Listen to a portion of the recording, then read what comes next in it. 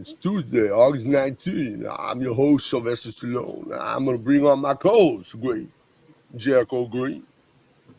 How you doing, bud? What up? It got up to 80 here today in San Diego. It was very Ooh, upset. It was very upset.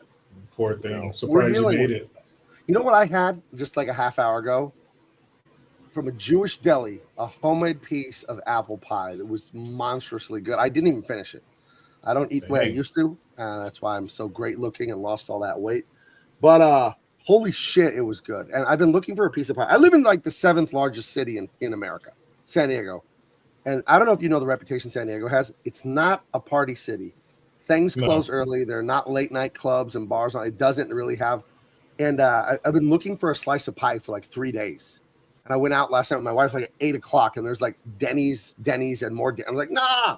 Like the good pie places, like the family owned, whatever, they were like closing early and this and that. San Diego, if you're into the nightlife, gentlemen's clubs, all that kind of stuff that Ooh. I don't do because that's naughty. This is not the town for you. This is not the town for the club scene and all that and the late nights. Darn I it. don't know why, but that's how San Diego is. So I finally got my piece of pie today, and it exceeded my expectations. It was delicious apple pie. Where do you come down on pie? Do you like pumpkin pie? You want to tell me a little bit about pumpkin pie? We talked about that before the show. I think pumpkin pie is shit.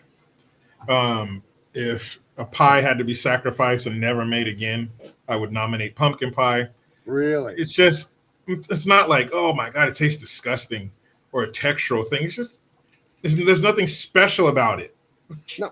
You Fuck come from a pumpkin family pie. where there's a lot of good cooking, your dad, your mom. Mm-hmm. So this might be an insulting question, but have you had homemade pumpkin pie and not just grocery store deli pumpkin pie? Yes, I've had You've had the real homemade. homemade where they mix the eggs with the pumpkin and make that sort of pumpkin custard. You've had the homemade kind? I've had homemade on Thanksgiving Day pumpkin pie. And you The don't table like was set. No, it's nothing special. Fuck pumpkin pie. How did pumpkin pie get into the party when the guest list includes apple pie, blueberry pie, cherry pie? I'll even put rhubarb pie Never had above rhubarb. that. It looks like red celery. Is it any good? It's good stuff. I mean, anything you put enough sugar in it and cook it down, it's going to be Well, delicious. hold on, though. Rhubarb is just like red celery, right? Basically, it's very similar to celery, correct? Yeah. So when it doesn't have the long strings in it that celery has, like how would you eat that? No, but just like celery, if you cook it long enough, it gets soft and you don't even need teeth. You can just mush it. So same thing with rhubarb. I put rhubarb above that. I would put, if somebody said, no, hear me out, but taste a piece of my cat shit pie, I'd be like, yeah, I'll have that. I'll have a spoonful of that before I eat some bullshit ass insult to dessert pumpkin pie. Well, if that's the case, I have very good news for you. No, just kidding. So I've been saving up. I got Red a Dog cat says shit chocolate pie. meringue. Now, before the show, What? you and I agreed before the show, meringue, no meringue. And Not necessary. Also, and all the cream pies, mined out of the gutter, people. All the banana cream, that's exactly where cream. Don't. We just it's started. there. It's staying. We just started the show. All the cream pies, and I'm talking about food. Don't like them. They're fine. But I was telling Jericho before the show, that's not pie. That's candy. It's just like whipped creamy chocolate, whipped creamy coconut. It's tasty. It's not pie. Pie has fruit in it. And I don't like lemon pie. That's my pumpkin pie. You like pumpkin? You don't like pumpkin? I don't like lemon. No. But what if you eat a cream pie while you cream pie? I think it would taste. All right. Time out. Time out. I think that would enhance We the flavor. just started. I'm not mad. Team cream pie. Yeah, no shit. Your wife's pregnant again. And the forest is ablaze. There you go. Very much. I'm just trying to talk about dessert here. Well, I mean, yeah, strawberry rhubarb, even better. But pumpkin is it's fucking terrible. Now, if you want to give me lemon meringue pie and hold the meringue, hold the tasteless fluff, then I'd be down with that. Maybe some kind of crumble on top. You can't just go a naked, convertible lemon pie. But no matter the pie, even if we're talking about that bullshit stand-in pumpkin pie, the main star, although the filling gets, the filling is like the the wide receiver, the running back, and the quarterback, and the crust is like the offensive line. There is no wide receiver, running back, or quarterback without the offensive line doing their job. So the real star of the show is the crust.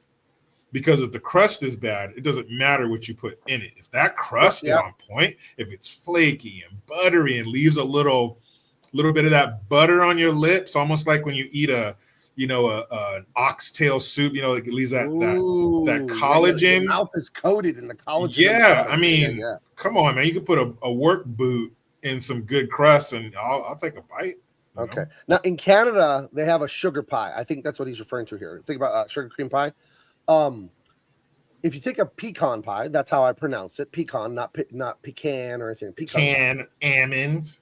It's I don't like almonds. I've heard someone say almonds. They're almonds. There's an L in that. It's if you say almonds or almonds or almonds, then if you say almonds, I think you're in second grade. Yeah, you should be deported. Right? Almonds. I have almonds.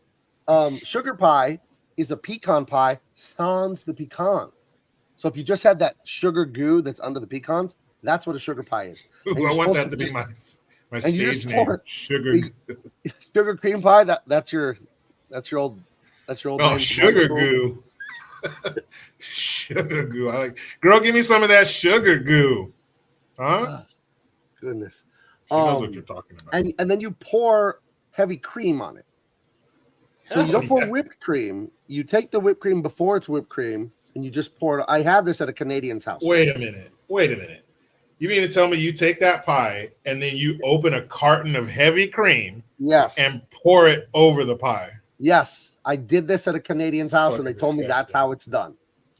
So I took it over. Now, if you wanted to fix that, you take the heavy cream, you pour it in the blender, you put like 2 tablespoons of sugar, and you blend it for 10 minutes. And guess what you have? Whipped cream. You never need to buy whipped cream. Just use heavy cream in the blender. But if you're having a sugar pie, I think just straight heavy whipped cream with no sugar, I think that would be kind of a respite for your tongue and all that sugar. I think it would be a good thing if you just had straight. You can make sugar-free whipped cream by just putting the heavy cream in the blender, in the mixer. Not the blender, yeah, but you're gonna. Pour it over it. That's just fucking. That's what they did. That's what we did. It wasn't bad. It was a little weird. But that's some shit. That's some shit that another country would do. Like America, you're not gonna see no bullshit. That is very pouring heavy cream. You fucking foreigners. Yeah. Ugh. Michael Coulter is opening up an entire other dimension here. Gabe, what about savory pies? Now, I'll tell you what. My wife makes a quiche, bacon, onion, cheese, a little bit of broccoli, or she makes a shepherd's pie with that ground beef with gravy, onions, celery, carrot with the mashed potatoes on top. But that's no crust. That's a casserole. I'll clear out she puts crust under the shepherd's pie. She does it the way I like it. I will eat the entire thing. How I like, woman. I'll eat the pie. The whole pie tin is mine. If we're having that, my wife has to make 2 of those pies because one is mine and one is for the family. That was 320-pound Gabe. This is now 250-something pound fighting weight Gabe. I don't do shit like that anymore. But in my fighting days, my fat days, I eat a whole pie tin of shepherd's pie or quiche, like ridiculous, like easy. So I mean, you know how we feel about your wife here on Double Impact. She's the best. But savory pies you can't call them pies. A pie is a dessert. And we talked about this pie, dude. With Mr. Marsden. But that's not a pie. That's a fucking dinner. That's a casserole. No. Pies are dessert. Pies are sweet. With a pie crust. It's a pie, dude. No, it's not a pie. You can't put dinner in a pie crust and call it a pie. Just because you put in pie crust. Pie. That's a pie. That's a dinner. Pies are sweet. I don't know. Yeah, they call it pot pie. Whatever, but that's not pie. Pie is sweet. Yeah, pecan pie, that's probably my favorite. Pecan pie. I love that. Delish. So good. Come on, holidays. And it's hot. It's hot and sticky. And then you got the ice cold, the Van Leeuwen, or just one of those really expensive ice cream companies. We have Handel's. We have some local creameries in Southern California. And you get just the pure vanilla. You go to Salt and Strong, get the triple folds vanilla. Change your life, that ice cream. You put that on the hot pecan pie, boy, you won't feel so bad about being fat after you eat that. Oh, you'll feel Like, good it was about worth everything. That's like a morphine shot. There's a place called, was it Weatherby's? That's a pretty, it's a family owned, like it almost feels like Amish people are back there churning the ice cream, like that kind of place. And then there's another place called Mary Jane's. That's like a local place. They have all these, weird flavors you never heard of, but their vanilla ice cream is fucking stupid. Like I like vanilla bean too. But you can keep your French vanilla. I like vanilla bean ice cream. So the word vanilla is the origin of the word vagina. Did you know that? Yeah, that's why it tastes so good. I'm not even kidding. So vanilla, I'm not kidding either. In the old days, if you take a vanilla bean and you split it in half, they kind of thought it looked sort of like that. And that's where you get like, and it kind of meant like sheath is what that meant. So that's where you put your sword. Right. So I researched this because I wanted to know more about vanilla, and then I just stumbled across this thing. I look up stuff about language all the time because I'm just curious about language. I think you wanted to know more about vagina, and you stumbled across vanilla. I'm 47 years old, and I've had kids for a bajillion years, and I wanted to know more about women. Okay. Yeah, but you only know it from one side. It's like standing on the one side of the counter at the store. You only know it from one side. You really want to know the origins of the word vagina. You're like, hey, vanilla. You got me. I wanted to know the origin of the word. You got me. I know. It's pie if it has a crust. No. I found a recipe for steak pie, and it's good. Matthew Marsden, our British friend, he's trying to convince me to eat steak and kidney pie, and I said, I say thee nay. I say thee nay, Matthew. I will not have. Why would you ruin a good steak with fucking kidneys? Ew. So I'm so glad America, like the rest of the countries were working out all the kinks, and then America got the finished product after all the trial and error. Thank you. That is one of the things I'm most grateful for 1776 and our freedom.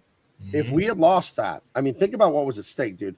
Because you're out at the nice family-owned breakfast spot. You're having bacon and eggs and French toast, an omelet and all this shit. And if we had lost to King George, you would be eating grilled tomatoes, onions, blood sausage, rashers of whatever they call bacon, baked beans. We would have that for breakfast. We wouldn't have the all-American That's the worst fucking breakfast in the world. What is that shit? What are those sheets of meat? Is that ham? What is that? This is first of all, whoever got this, they should be able to sue this restaurant. This is breakfast for people who hate breakfast. No. Or don't know breakfast. Right. Don't know shit about breakfast. Because that looks horrifying. Blood sausage? Ew. Oh, Jericho, hold on. Be fair. It's just blood and oatmeal steamed into a sausage. You should have started with that. Now I understand. Has anyone ever said, blood? Wait, don't put that away. Let me get one more scoop of that blood. Oh, what is that? What's the smell? Are you steaming blood in here? Is that plasma? Hey, and who in your American life has ever thrown some fucking tomatoes on the grill? Raise your hand. I've never done that in my life. A grilled tomato, and then of course. Hey, it isn't blood sausage if you don't mix it with a scoop of beans. Gotta put the baked beans in the top of the dough, the water. We should go to war with Britain again and kick their ass a second time just for this plate. And just for food. It's the first culinary war in the world. And we're not importing democracy. We're importing good food. We're gonna force you people to step your game up and stop eating that bullshit breakfast. That is the most disgusting thing in the world. So and speaking of grilled tomatoes, like when I was a little kid, I liked the eggs with the yolk. I can't do it. It grosses me out. It's not over easy, over medium. Actually, we're good. Yeah. But what I want to know is, what is more sad than a British barbecue? Like if you went to a British person's house for like a barbecue. What would that look like? Because if breakfast looks like this, a British barbecue must be the sad. Like it goes, but British barbecue and then funeral. I'll say this: some sad shit. The most offensive thing on that plate is the blood sausage with the mushrooms. Get out of here! Get lost. if that's not inside of an omelet with cheese and like No. spinach or something, get out of here with that shit. The beans, I don't get. And that I guarantee that's not like Link breakfast sausage. There's probably some banger bullshit. Some bangers and mash. Oh God. We're gonna have a cheeky pint. And then they don't even do coffee. They're doing tea. You're washing that shit down with tea. Well, how come Great Britain can't cook anything right? I don't know, because they ruled the world. The sun never set on the British Empire. They had all the spices from around the globe. They're like, what if we didn't use them and we just sold them? Isn't it? What if we let all the rest of the world have the good food and we just give ourselves eel and fucking sausage and blood and fucking tomatoes? Ew. Oh, eel, right. They're eating eel and mushy peas. Yeah. Not even whole peas. At least we got the sweet peas. You can go petite peas if you want. No, just mash them up. A good friend, Matthew Marsden, he's as tall as me. He's like 6'3.5", 6'4". How did he grow so big eating this? No, he must have been eating like McDonald's. Yeah. Or coming to America he's a lot big one, or like something. Me. Nah. This right here, if I were like a British soldier on some kind of front in a war and I had to sit down and eat this for breakfast, I'd join. Would you defect? You would defect from the... And they're like, why? Because they took your fit. No, because of the break. Look at this shit. Look at this shit. Beans and tomato and mushrooms. Man, that's disgusting. If I can go back to the Valley Girls of the San Fernando Valley in Los Angeles, that is grody to the max. Oh, yeah. Gag me with a spear. Yeah. Ew. Yeah, Britton, you lost that one. Andy Contreras says that he agrees the tomato sucked, but the mushrooms on the hand goes well with cheese, pizza, burgers, quesadillas. Yes. In the right setting. Mushroom. I will not eat mushrooms. They disgust me. Gross texture. I like raw mushrooms. Raw mushrooms like on a salad or something are good. No but mushrooms. Cooked, they get all slimy and shit. That's one of my top foods I will not eat is a mushroom. I'm not picky about almost any food except seafood. That's a big category, but that's one thing. And then when it comes to the rest, like vegetables and all that, I'll eat any vegetable except an eggplant. And then a mushroom's a fungus, not a vegetable, but whatever. It's a vegetable. We'll just call it that. And so it's mushrooms, eggplant, and seafood. I'll eat kind of anything else. Dude, no shrooms, bro? No, I hate mushrooms. Gross me out. Bummer. I mean, they're raw. I'm down. If not, the roast beef and Yorkshire pudding stinks. I thought it'd be this flavorful butter, and it's just like a poofy kind of piece of bread. Just kind of a plain piece of bread that bakes up out of like a cupcake tin. It's weird. It's not bad, but it just isn't like some great thing. It's another thing. Bread. You got garlic bread, tons of butter, garlic, paprika, parsley, and it's it's like crusty and buttery. The Yorkshire pudding is like, would you like plain bread with nothing on it? That's what it is. It's just it's weird. I don't know. Would you like some bread that tastes like nothing? It's like halfway between like a pancake and like bread. It's strange the texture of it. I don't know. Ew, so like the pancake was doing the walk of shame out of the bread's apartment, and they got Yorkshire pudding. And meanwhile, like you said, we're over here in America eating garlic bread. Right. Britain, have you had garlic bread? Of course you haven't. We need to go to war with them and conquer them just for this food. Just because of the food. We don't want your land. We're not gonna take nothing over, but you gotta start eating this shit. You gotta start eating good. It's a humanitarian crisis for their people. We need to bring them better food. These people are over here. And you're gonna see footage. You're going to see footage of the soldiers, the American soldiers breaking down and crying. Look at these people are fucking eating. Yeah. It's beans. It's beans on toast for breakfast. I saw like a British food truck, and he has a line around the block every day. And he serves like a spud, like a potato, slice it in half, and then like puts like gravy on it. It's like, this is not bad, but like, why is there a line around the block? Because he gets probably the fucking accent. He'll put gravy and cheese. No, this is in England where the accent isn't a thing. Oh, it was in England? Yeah, it was in it. It was like a potato. It was like, dude, I saw one. I don't know what they're doing here. It was a potato with French fries stuffed in the middle with gravy. Come on. Why? They don't know what they're doing, Gabe. No. Obviously, Great Britain does not know what they're doing with food. So they're just like, I don't know, mashed potato and fries. Yeah. They don't know what the fuck. It's good we defeated them.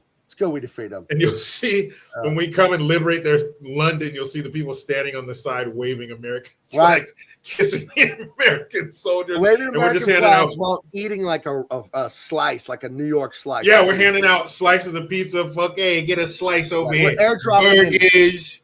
Pallets, like 4 foot by 4 foot cube pallets of just New York pizza, cheesesteaks.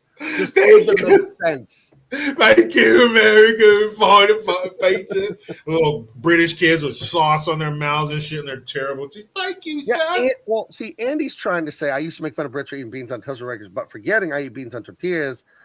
It's not though, because they're like the red tomato sauce beans. It tastes like Chef Boyardee beans. Dude. Yeah, like they eat like Van Camp beans. You're eating like refried beans or pinto beans and a tortilla. Don't you dare compare a tortilla to whatever monstrosity they're spreading those beans on. Ew, a fresh tortilla. That fresh tortilla alone is better than everything on that plate. Right.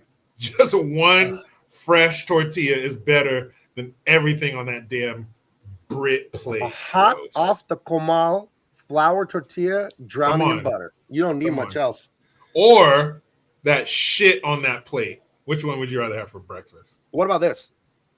A hot corn tortilla right off the comal, a little bit of queso fresco, and a little bit of Valentina. Oh, 10 times better than everything on that plate. And not to mention, there's too much. Mushrooms, tomatoes, beans, toast, eggs, whatever that knockoff ham bacon shit is, blood sausage, right? There's too much. And they had a little toast on a plate. That's too much. Yeah. Got too much shit going on. Bacon, eggs, hash browns, toast. Get me out of here. Here's how you know we have to attack them today and take over that country. They don't know and do not have and do not serve biscuits and gravy. That's not a dish in their country. That's worth. That is one of the greatest breakfast things you can eat when it's made properly. That is so good, and they don't have it. These people are suffering. That deserves a nuke in Piccadilly Square just for that. But you know what I like to watch sometimes is Brits having Texas barbecue for the first time. I saw that. You ever see the kids? They're like high school kids. I saw the school kids having it. And they made fun of it. And then they tried it and their lives changed. Dude, it changed. The one little kid tried pork ribs for the first time. And his little British life changed. He said, Americans are so lucky you get to eat this all the time. It's so lucky. Like they have barbecue ribs and all we got is Harry Potter. And the they had what was it? A beef rib, which is basically pot roast still attached to the bone. Right. These little kids were transformed. And it was crazy. It's so cool to see people enjoying something that we drive past and go, these kids are like, they're different people after this. Hardy Harmonica says you get Texas barbecue in England. Hardy, you can't even get it here in California. Yeah. They don't have it in England. We don't have it here. Barbecue out here sucks. Because I've had the real stuff. And like you can have it out here. It would be good, the barbecue here in California, if I had never had the one I had in college. There was a black guy from North Carolina who moved to my college town, and he took over an abandoned ATM hut in a parking lot and had 2 oil drums that he had blow-torched in half and made his own smokers, and he would make beef brisket and pork ribs and everything, and he had a junkyard dog on a chain like protecting his smokers, and he made his own brown sugar mustard vinegar barbecue sauce. I wish I never met this man. Because his barbecue is that's some of the best food I've ever had in my life. Like, this is what it's supposed to taste like. Yeah, he's a fat black guy from North Carolina. Like, this guy knows. He knows exactly what he's doing.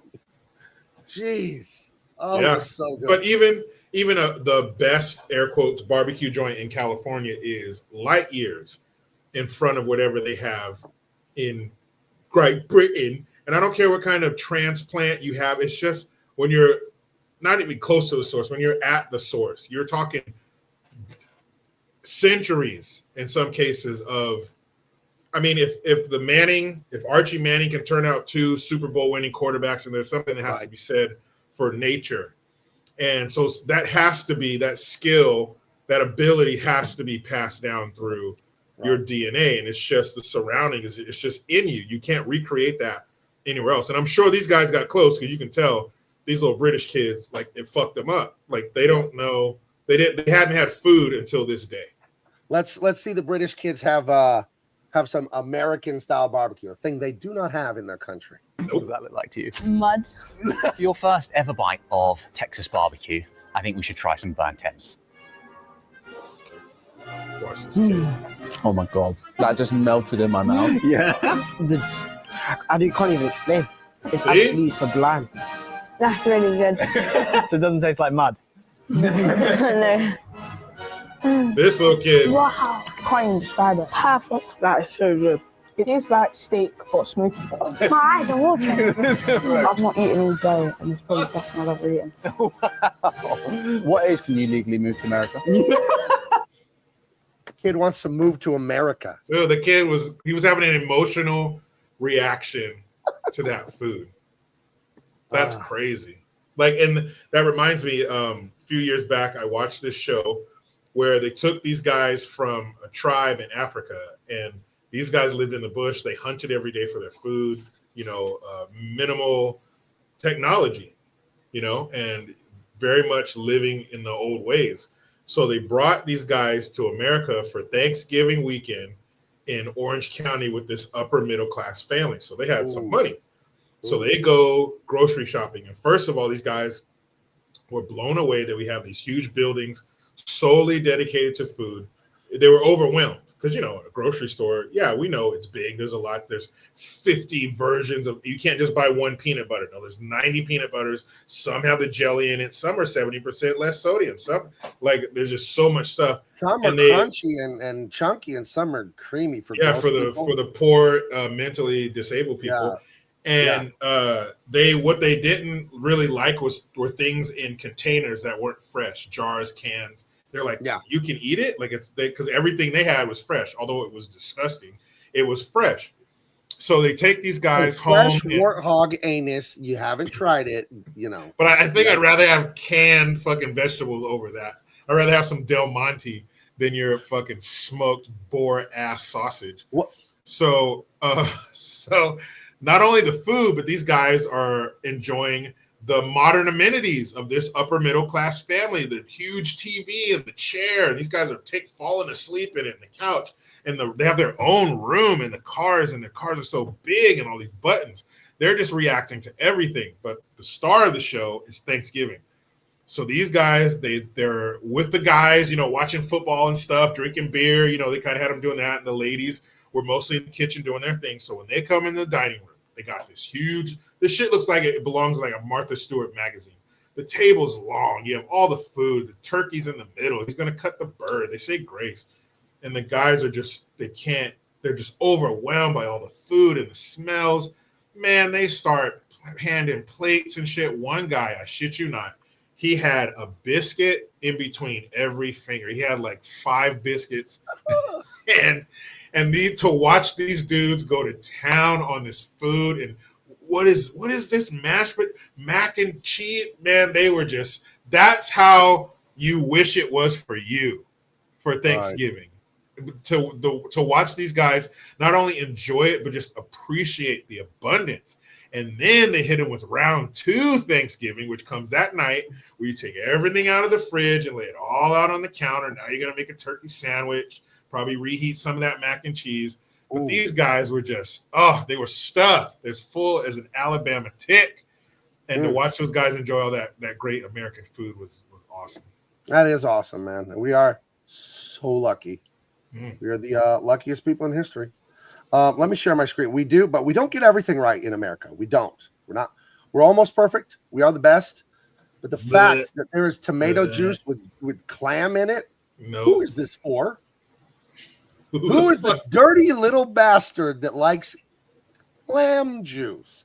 And not only is there tomato clam, there's another one called beef motto. I'm not even kidding.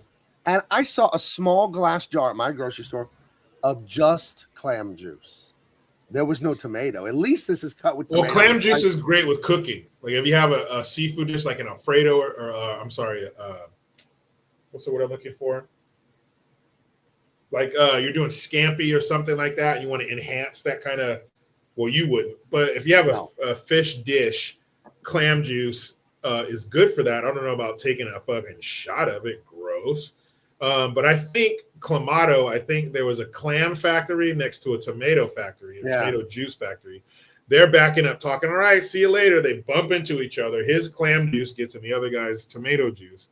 Yeah. And then it like splashes on their face. Like, hey, that's actually pretty good. And then next thing you know, cut to they're shaking hands, breaking ground on the new Clamato factory. And what do you do with this? You pour vodka in it, right? And a little Tabasco. Yeah, I think you make beer. Yeah. There's some with beer.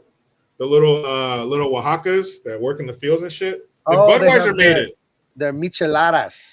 Yeah, Budweiser even came out with a fucking Clamato beer mix in a can, and it is popular. This is just horrific that clam juice is a thing. No, thank you. Another thing that America is wrong about is a fully cooked canned chicken. Mm-hmm. Let's go ahead and watch this real quick. This is a nightmare. Look at that. Hey-o. Oh, what? I'm sorry, what? Do you want to eat a whole chicken out of a can? I don't want to, but if I had to, it's better. I'll eat that over British food. I'll eat that over a plate of that British bullshit breakfast. We definitely got to put some heat to it. We got to get some crisp on that. That is so. That's skin. So all of this because I've been looking for a decent slice of pie for 2 or 3 days, and I finally got it tonight. Jew pie, Jewish delicatessen. It was pretty dang good. How was that crust? It was good. It was butter. You could tell it was homemade. This wasn't some frozen shit they're getting from the food distributor. This was real homemade apple pie. A lot of cinnamon. I like a little cinnamon. This had a lot of cinnamon to where it was almost a little spicy. So that was weird, but not bad. It was very spicy. Bold choice. So my wife's grandma, she makes a macadamia nut pie every Christmas. And that sounds so good, dude. Bruh, she's been making it since before we were born. She's been making it for like more than 70 years, probably, because she's like 84, 85. So she's been making it, it's like her mom's recipe and shit, passed down to her and all that. So she's been making this dish for like 60 years, 70 years. So she could probably do it blindfolded, fucking hanging upside down in the dark. But the crust is so next time she comes here, I gotta have her show me how to make the crust. It is so flaky and buttery. And then basically a mac nut pie is the macadamia version of a pecan. Yeah. Oh, that's gotta be like $30 to make that pie. Once a year, man. I'm a macadamia nut freak. That's one of my favorite nuts, but they're so expensive. When I was in Hawaii last time I was there was 2017. Tourist trap on the Big Island, Chemo in Boots. It's a famous breakfast spot. You go there, it's like an hour. And there's another one called Cinnamon's. And we couldn't get into one of them, so we went to the other one. I forget which one we went to. They had pancakes, eggs, all the stuff, you know what I mean? And they have the Hawaiian breakfast stuff too, the sausage and rice and egg. But I got these pancakes, and they had coconut pancake syrup, and they also had macadamia nut pancake syrup, dude. It's ridiculously good. Tony says, I thought your favorite nuts were D's. That reminded me of high school. We used to say that to each other all the fucking time. Andy Contreras, he's being a cochino. That means a disgusting person. Take on oysters. Restaurants put them on ice, and I put that tapatio hot sauce and lime. Oysters, or if I wanted to eat a giant booger, then I would eat an oyster. If I ever felt like, hey, you know what? Regular boogers are a little small. What if a booger was the size of an Oreo cookie? I'm listening. Then that's what an oyster is to me. So yeah, well, if you blow your snot into a tissue when you blow your nose, now blow it into your hand and then take the contents of that, put it in the refrigerator for an hour, let it get nice and cold, and then swallow it. You got to put a little Tabasco on it, and there you have an oyster. Those are absolutely disgusting. And one time, my mom and I would go to lunch sometimes at this place called the Fish Wife in Seaside. You got to try that one out next time you go. Shrimp poor boy. So ever since I was a kid, I ordered the shrimp poor boy every time we go there, po' boy.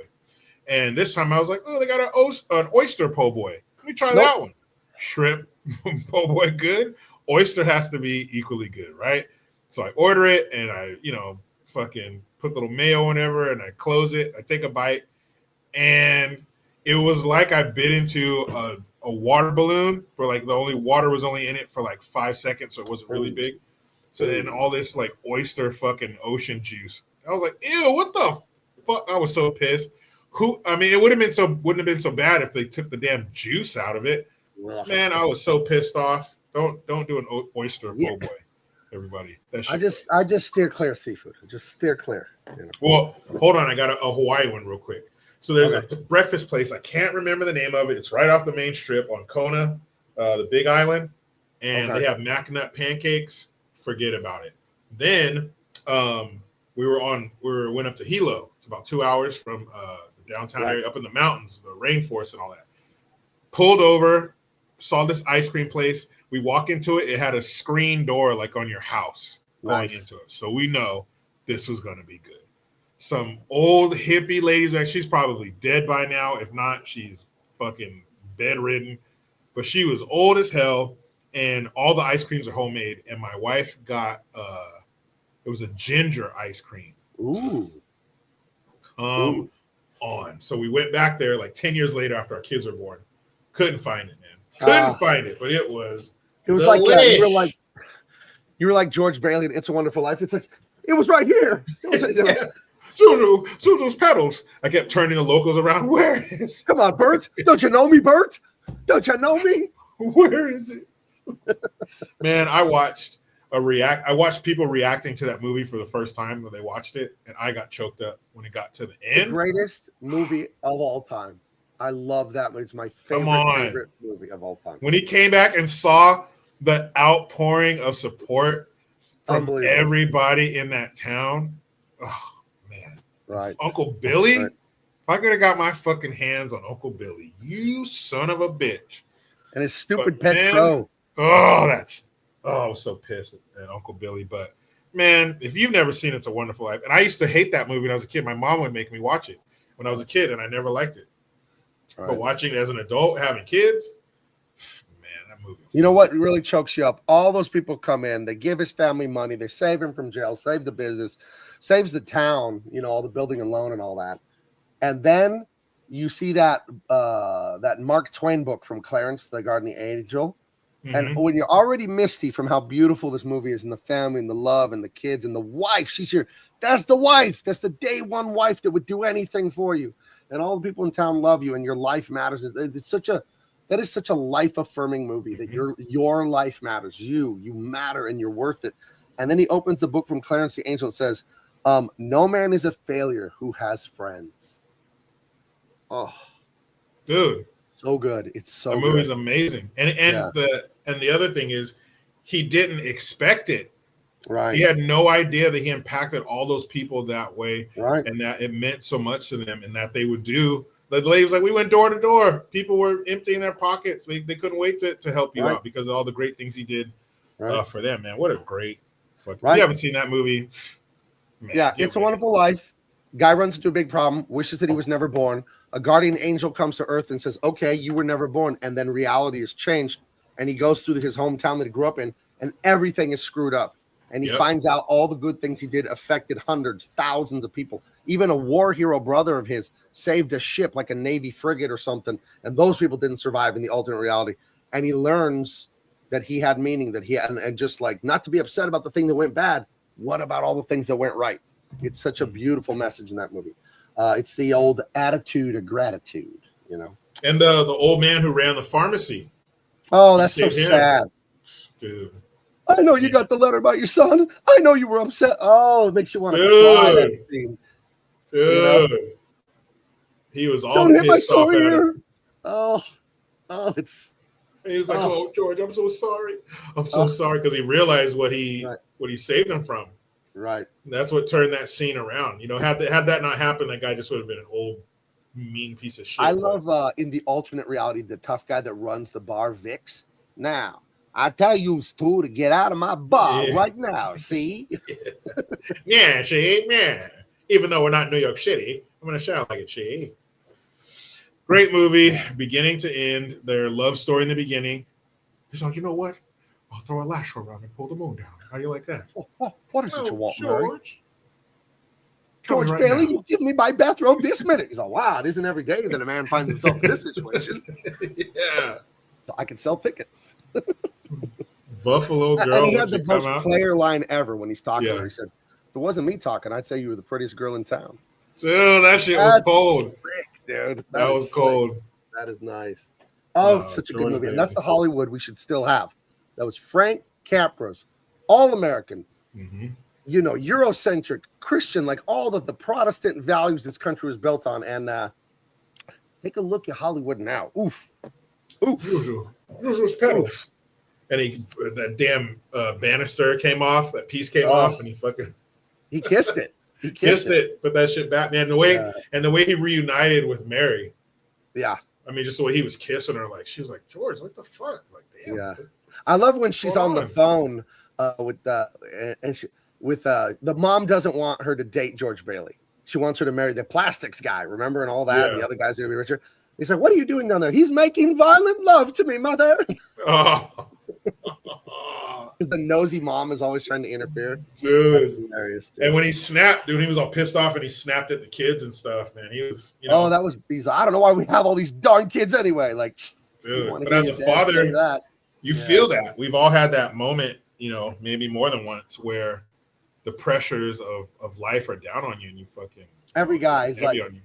every guy's like, well, especially where I live, like, I could disappear into Mexico in just a few hours. I'm only like 20 miles from the border. Disappear. Never. You're almost there. You're almost there. Shut up. Now don't do it. Don't do it. You're on Google Maps up there where you live. You're like, it's about an 8-hour drive. Wife's like, why are you looking at this map? I just want to get familiar with the area. Yeah, that's it. In case I ever, go visit Gabe in Mexico. Well, hey, I haven't seen those suitcases in a while. Why don't you take them out? Put them in the closet. Yeah, why do you have all this cash in your passport? What are you doing? Just doing some banking. Just cleaning my old passport, just making sure it's in shape. Yeah.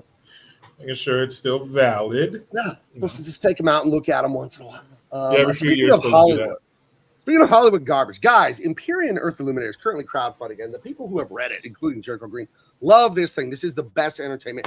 It's like It's a Wonderful Life. It's like the old Indiana Jones, James Bond, Star Wars. You will love this. It's a husband and wife team. There's Casimir the Destroyer, the evil tyrant, and he's got everyone living his lie, his delusion, kind of like a North Korea situation. People think they're free and prosperous, and they're not. And the husband and wife, Oliver and Elvira, they find a hidden legend about a secret paradise that might be real, might not be. Will they be able to defeat Casimir and his evil cyborg Skaith and Colonel Red and his powerful military, the small band of rebels? Guys, get it at bigmancomics.com right now. Look at these pages, by the way. This is gorgeous. Hey. 106 miles to Chicago. Not that. My hand slipped on here. Sorry. Add to stage. I have to hit remove on that one. Jeez. There we go. Look at this. Come on. This sci-fi stuff here. This is beautiful. I love how we drew it, where the angle's changing of this astronaut character in the wingsuit to show you the zero G. Like he's in orbit above a planet, opening the airlock. He's going to go down and check things out. You're going to love this. Go to bigmancomics.com and order this right now. You will absolutely love it. One thing that I love, I was going to talk about a little bit in the video tomorrow, is bad guys. G.K. Chesterton, the great British thinker, philosopher, writer, he said, and I'm paraphrasing, when children hear fairy tales, it's not the first time they hear or conceive of boogeyman or dragon. The point of a fairy tale is to tell children that the boogeyman and the dragons can be defeated. I've crafted some horrific, monstrous villains, and they are just the worst. Inhuman, haters of life, haters of family, haters of everything good, haters of freedom. And we'll see if our heroes can defeat them, but they look amazing, and the whole book looks amazing. And it's about love and hope and family and just rip-roaring action. I mean, look at these robot armies, crazy-ass explosions, fleets of bad guy ships. Can you tell I love Star Wars? Just a little bit. Yep. Empyrean, Earth Illuminated. You will love it. Jericho, he was reading it to his son every night. And why don't you tell that story? Because I love that. That's such a great endorsement of the book. Yeah, I mean, even if you don't have kids, you remember as a kid how you dreaded bedtime. That was the worst thing in your life. But if you have kids, you fought with them about bedtime. And my son had in the summertime, he's allowed to stay up until 9:30, but it's a hard 9:30. And it was about 9:15, and we had been reading it. And he knew that once it's 9:30, we don't have time to read Empyrean anymore. It's bedtime. So that night he said, Dad, we have 15 minutes. He said, can we go read Empyrean? And I was like, bro, ready? What were you doing when he asked to go read? Oh, he was watching TV. Right. He was sitting, laying on the couch, chilling, watching TV. So this book is so good that a kid said, you know what? I don't want to watch TV or videos right now or YouTube or video games. I want to read Empyrean. Come on, guys. I pulled a kid away from a screen with this book. Dude. But if you don't get this for yourself, get it for your kids or grandkids. It's such great entertainment, and it teaches them about all those values because you out there, you feel what I feel. You feel the culture slipping away, crumbling into pure degeneracy. And in this, I have all that amazing resolve, all the values, all the stuff that's so important to us that makes a story great and exciting and entertaining. So just get it right now, bigmancomics.com. Do it. Yeah, and it's done. It exists. Yes, it's a crowdfund. I already took the risk and created the book. It's already done, edited, printed, everything like that. So you'll get it right away. These start shipping end of September, beginning of October. You know what I mean? We have to recalibrate for another batch of orders depending on how many more orders we get. I already ordered a couple thousand, but I'll have to order more, at the end of September to fulfill the rest of the orders. So get it now, please. And I've almost got the script to Dean Cain Volume 2 done. I finished it the other day, but I'm going to take another pass this week. And I have 2 pages left to draw of the Unstoppable Tyrus. I have 123 pages complete. So I'll be done. Page 125, I'll be done with that Thursday, I think. And then that book is ready to go. So we're cooking, baby. We are cooking. And not like British breakfast. Not like British breakfast. We are cooking good. So thank you for the keen endorsement, my friend. Yeah, my pleasure. Just telling the truth. I find that the easiest way to go about things. Just tell the truth. Yep. Do not create a web of lies. No. I remember Adam Carolla, who I love, one of the great comedians. He was some story came up about someone having an affair and this and that. He said, I can never have an affair. So then I'd have to have 2 phones. Like a damn terrorist. Have a cell phone. Because you don't want to get caught. Yeah, that's it's gonna be a long night if you get caught. Mm-hmm. So it'll be a longest night of your life. Dude, all names and details will remain anonymous. I will not hurt my person I know. Could be friend, could be family, could be a story I read on Twitter. Fooling around on his girl. And the girl knew me. And I got awoken one morning. She found out he was doing this. And it was like the morning she found out, I don't know, emails, secret DMs. I don't remember the details. But I was awoken to her phone number. I had it because, we're friends. All of us were friends. And she's screaming at me in the phone. Gabe, what is going on? Like I knew. To my credit, I had no idea this was going on. It was hidden from me too. It was hidden from everyone in the friend group. And man, that was a terrifying way to grow up. But I was like, oh my God, I'm glad this call is not about me because this sounds terrible. One of those things you're glad you're a spectator. Yeah. Ooh, but shit. Oh boy, I got it. I really got it on the phone that morning. I pick up the phone like, hello. And I was in the deep sleep. Hello. Yeah. What is going on? I'm like, I don't know what you're talking about. Is everyone all right? Lady. I don't know shit, lady, but let me get somebody on the phone. I didn't know. Like, was there a car wreck or like, why are you screaming? And I had no idea any of this was going on. Yeah. So, I'm like, ooh, let me pass the phone. This has nothing. But apparently, it had been going on for a while, and all the beans got spilled everywhere. So, not great. Usually a lot of beans too. Yeah, it was beans everywhere. Beans all over the road. A lot of beans. Right. So, the top 10 Sylvester Stallone movies of all time. Now, this is not part of the top 10. This is number 11. It's honorable mention. This is a movie so absurd. Imagine a world, if you will, where a father's divorced and he has to enter an arm wrestling tournament to keep custody. Only way to keep your son. And the only way to have the ultimate power in the arm wrestling is to turn his ball cap around backwards. Everybody knows that. Over the top. That goes with Jericho, anything. How does one come up with this premise? Well, look, if you think you're going to come up with a movie like this sober, you're wrong. So whatever your poison is, whether liquid form, powder, or whatever, ingest a bunch of that, and then the shit will just start coming to you. I think I see the It'll culprit. kind of just flow. It'll kind of just flow through you. Do you know? I looked very close because I want to know who wrote it, and I don't know who wrote it, but I know who produced it. Uh-oh. Do you know who these gentlemen are? Golan. Isn't that the CAIN guys? Yep, Golan Globus Oh, and well, Menahem Golan. That that- is every crazy ass 80s action movie you can think of from Canon, like Enter the Ninja, American Ninja, Yeah. Kickboxer, Bloodsport, so many Invasion USA, just these over the top 12-year-old teenager like comic book action fantasies. That is the Canon group.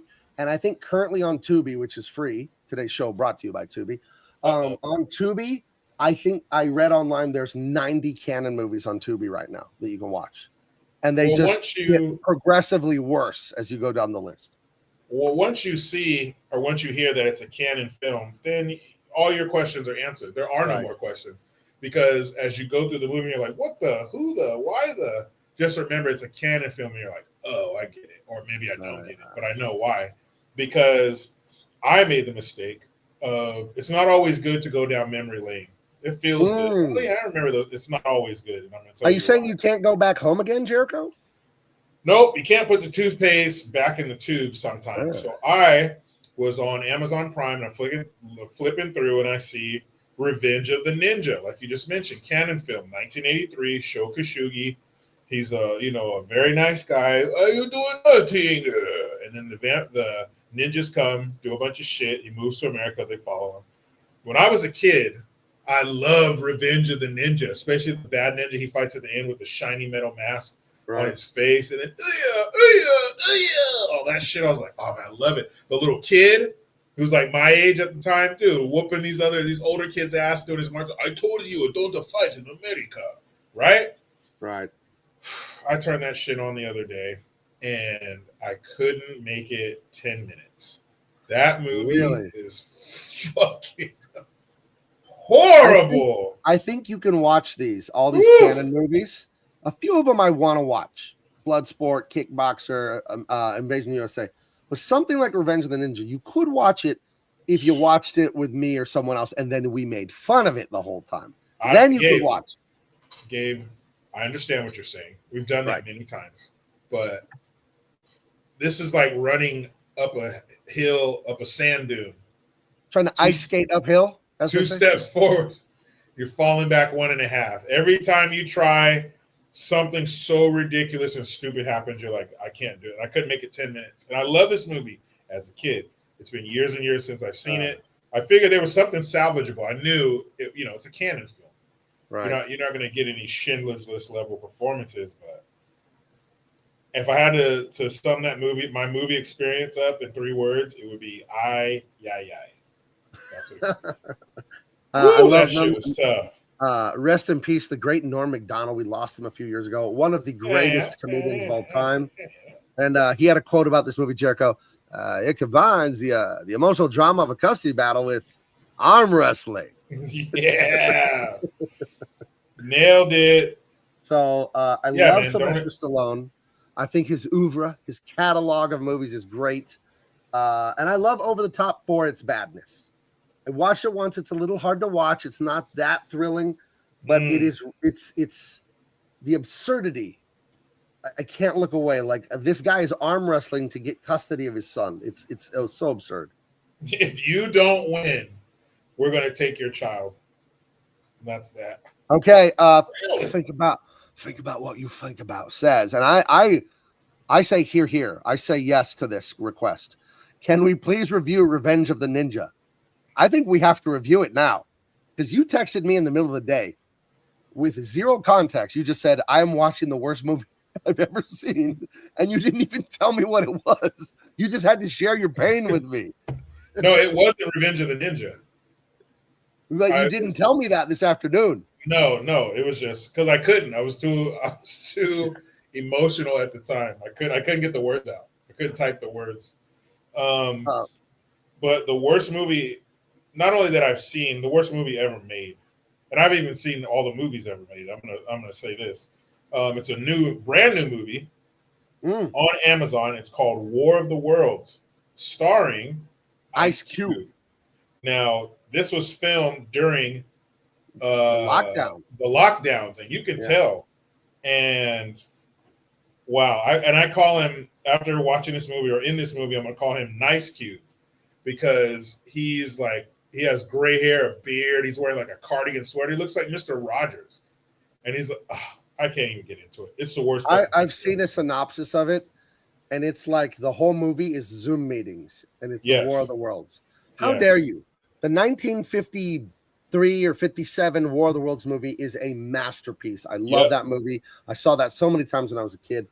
The Tom Cruise one, not great. It's whatever. Better than this one.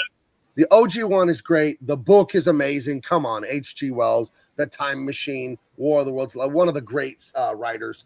Let's see here. See this right here. Best canon film, which I respectfully nominate to review, is Joe, starring Peter Boyle. It is a proto-Death Wish with more satire. Chuck Dixon used it as inspiration for his book 10. Interesting. Yeah, I think we have to do Revenge of the Ninja. I think we have to do that for Jericho's sake.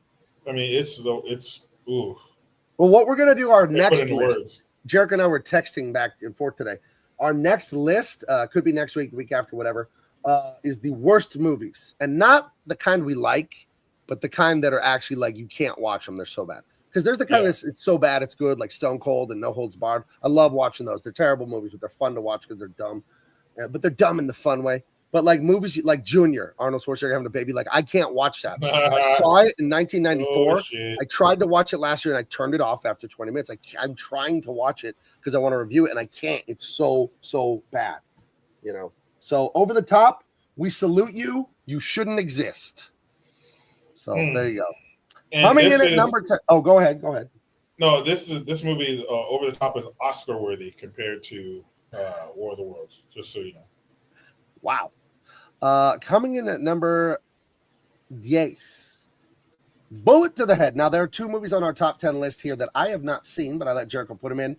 So he has to talk about this one because I don't know anything about Bullet to the Head. I saw it come out on DVD or Amazon 5-10 years ago, whatever. I'm not familiar with when it came out. But it says revenge never gets old. So I like that. It's got guys with pistols. It looks like the Brooklyn Bridge in the background. What is Bullet to the Head? Why should I watch it? Why'd you put it in the top 10? It is a movie starring, obviously, Sylvester Stallone, and also Jason Momoa. But this is pre Aquaman. Jason Momoa. This is before we were waterboarded with Jason Momoa. He plays a bad guy who is a bit psycho. He plays it very well. The guy on the phone there, the Asian dude, he's a cop, and Sylvester Stallone is, a bad guy, a street guy, crimes and shit like that. He has a friend. His friend is killed by Jason Momoa. And then it's, and he was kind of like, a kid that he kind of took under his wing and watched out for him, kind of taught him the ropes and shit. So almost one of those where, so Stallone is this hardened criminal and this guy, taught him to care about something and, kind of brought something back in him. So when Jason Momoa kills him, it kind of sends him on a vendetta. And so the cop, at first he's trying to get Stallone because he's a criminal, but then he helps him get Jason Momoa. And they have a final fight scene where the kid that he helped, and he's a famous guy too. I wanted to say he's like Joseph Gordon-Levitt, but it's not that guy. But anyway, the kid, he helps out. He has this knife that he always used and always carried with him. So he took the knife after the kid died, and he promised that he was going to kill the guy with that knife. And so Jason Momoa has an axe, and he's like good with it. He's like flipping that shit around and shit, like it's tight. And Stallone has that knife, and they get it on fucking old school, no guns at the end. And it's awesome. It's a good movie. Okay, and it's one of those. Check it out. I was like, oh shit, Bullet to the Head. What's this shit about? And it turned out to be a good one. All right, cool. Someone in the chat said A Night at Kitty and Studs. Never heard of that. I just went and looked online. What the hell are you talking about? There's a movie apparently Stallone did when he was very young called The Party at Kitty and Studs.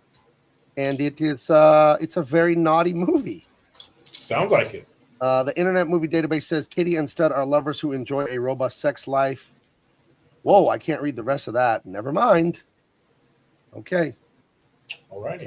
It's a grown-up movie, and I don't know. Okay, Stallone, I guess. All right. Okay. Or do you remember Oscar? I watched about the first 10 minutes of that and I had to turn it off. I couldn't watch it. I haven't seen that shit in It years. was so bad. What I saw was terrible. It was like he's a mafia boss, but they were like trying to make it hip, but also trying to make it real like sarcastic and It was funny. like a comedy. It was like a comedy mafia movie with Stallone. It was awful.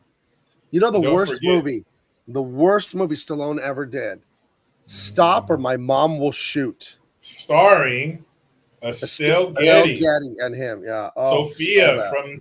from the Golden Girls. That's a It bad is so one, dude. fucking stupid. She Yeah. plays this invasive, doesn't listen to what he says. Ma, come on, Ma, you doing it, Ma. She just does her thing, does not listen to him. It is fucking awful. I saw that movie. I can tell you the date I saw that movie. February 27th, 1993. And I know that because that had to be my brother's 16th birthday. And we went to the movie theater, me and him and two other friends on his birthday, and we just picked a movie and saw that. And it was terrible. I hope that wasn't an indication for the rest of his birthday because that movie is shit. Remember the scene where it was in the trailer where she washes his gun and the sink was soaked like it's a dish. And she pulls You just it out. remember when he shows up in a diaper? Yeah. Yeah. So, and I heard Stallone in an interview saying that he was considering doing some other really good movie. I might have this wrong, but I think I saw an interview with Arnold. And Arnold said he was offered that movie first and he passed, but then he told Stallone it was a really good movie and he should check it out and do it. But he claims that he did that as a prank to Stallone to get him to do a piece of shit movie. Yeah, Arnold, he's I don't know known if for there's doing any shit like that. Arnold's known for playing those kind of mind games and fucking with people. I also heard that Estelle Getty didn't want to be in the movie because she didn't want to support guns. So they lied to her and told her there were no guns in it until she showed up. It's called Stop or My Mom Will Shoot. And then she's like, there's no guns in this. We're just fucking around. Shoot is one of the names in the title. Dude, this movie is so shitty from beginning to end, top to bottom. And I guess I think he passed on Beverly Hills Cop. And Eddie Murphy ended up doing it. And if you listen to the music from Stop or My Mom Will Shoot and which one is it? Tango and Cash. Right. The music is slightly, and it's the same guy who did the music, but it's almost Beverly Hills Cop music because he wanted to make that because he didn't get to do Beverly Hills Cop. And this one I've never seen. You've never seen Cliffhanger? Not the whole thing, and it was years ago. Oh, I like it. It's got Michael Rooker in it. He's always great. He does anger really well. He plays Gabriel Walker in this, Stallone, an experienced mountain climber guy. And at the beginning of the movie, his buddy, Michael Rooker, his wife or girlfriend, she falls to her death, and it was Stallone was the one trying to save her. So then there's a whole thing and crime and all this international intrigue with this stuff. And it's a good one. I like this one. It's different. It's very different. You know, that you usually don't set an action movie in the mountains like that. Usually action movies have been downtown in a big city. But really quick, Andy Couture says, I heard about the Stallone adult movie from one of those YouTube channels that do movie facts. If I remember correctly, he was homeless, broke, and having a bad time, and he did it for some quick cash.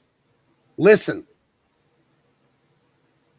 I would say, and I've been broke and poor and all that many, many years ago when I first got married. We struggled. Like the first 10 years of our marriage, you know, we were young, you know, went to college late, blah, blah, blah. And I never considered that. I wouldn't do it, and I wouldn't recommend it. I'm just saying. If it was quick cash, do it. Anything you do for quick cash is always good. I joked with my brother about that. It was you have to understand the way men joke when it's just them talking. And he was going through a hard time. He's trying to get back on his feet. He got divorced and all this stuff. And somehow the topic of exotic dancing or whatever came up. And I, or one of the buddies, I don't remember, it was a group of us, suggested that my brother open a exotic dance club where the men dance, and it's called Dad Bod. Because, you know, my brother was about 40 years old at the time. So I said, you could dance there at Dad Bod. And then we had a very good laugh about that. So hell yeah. I'm in the crowds of ladies. I feel like it wouldn't do that. You got to think outside the box, man. But they should open a regular strip club and put a daycare there. Man, That is grim. get more hours out of the strippers. That is. Oh, that reminds me of a thing David Allen Greer said. I can't repeat it on the air. Put a big like bay window so they. No. No. You know what I want to know? There are a couple adult clubs here in San Diego. Gentlemen's Club. I like how it's called the Gentlemen's Club, by the way. There's no You go to gentleman. that, you are current when you are in a place like that, you are currently not being a gentleman, by the way. It's not like you show up with white gloves and a top hat. Oh, which way are the dancing? Where are the dancing girls? I have dollars with me. I'm a gentleman. Oh, yeah. There's a movie called oh man, what is it? Oh shit. It's with Donald Glover.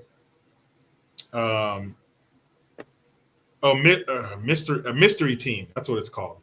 And it's these guys who basically never grew up mentally. And when they were kids, they had this, the three of them had this thing called the Mystery Team. If you had a mystery to solve, you know, my bike is stolen or something, the kids would come to these guys and ring the bell, and they come outside and be like, what's your mystery? And they'd solve it for them. Well, now they're adults and they're still doing that bullshit. So they get on this murder case, and it takes them to a strip club, and they're like, a gentleman's club. And they show up all wearing top hats and monocles and shit, and fucking like the tuxedo with the tail on the jacket and shit. And they're like, we're here for the gentleman's club. It's fucking hilarious. Yes. That movie's a good one. A Man of Leisure. So anyway, that's Cliffhanger. Check it out. It's a good one. It's got some really scary looking stuff up there when they're on the line climbing the mountains, and seeing that lady fall to her death. It wasn't great. Anyway, moving on.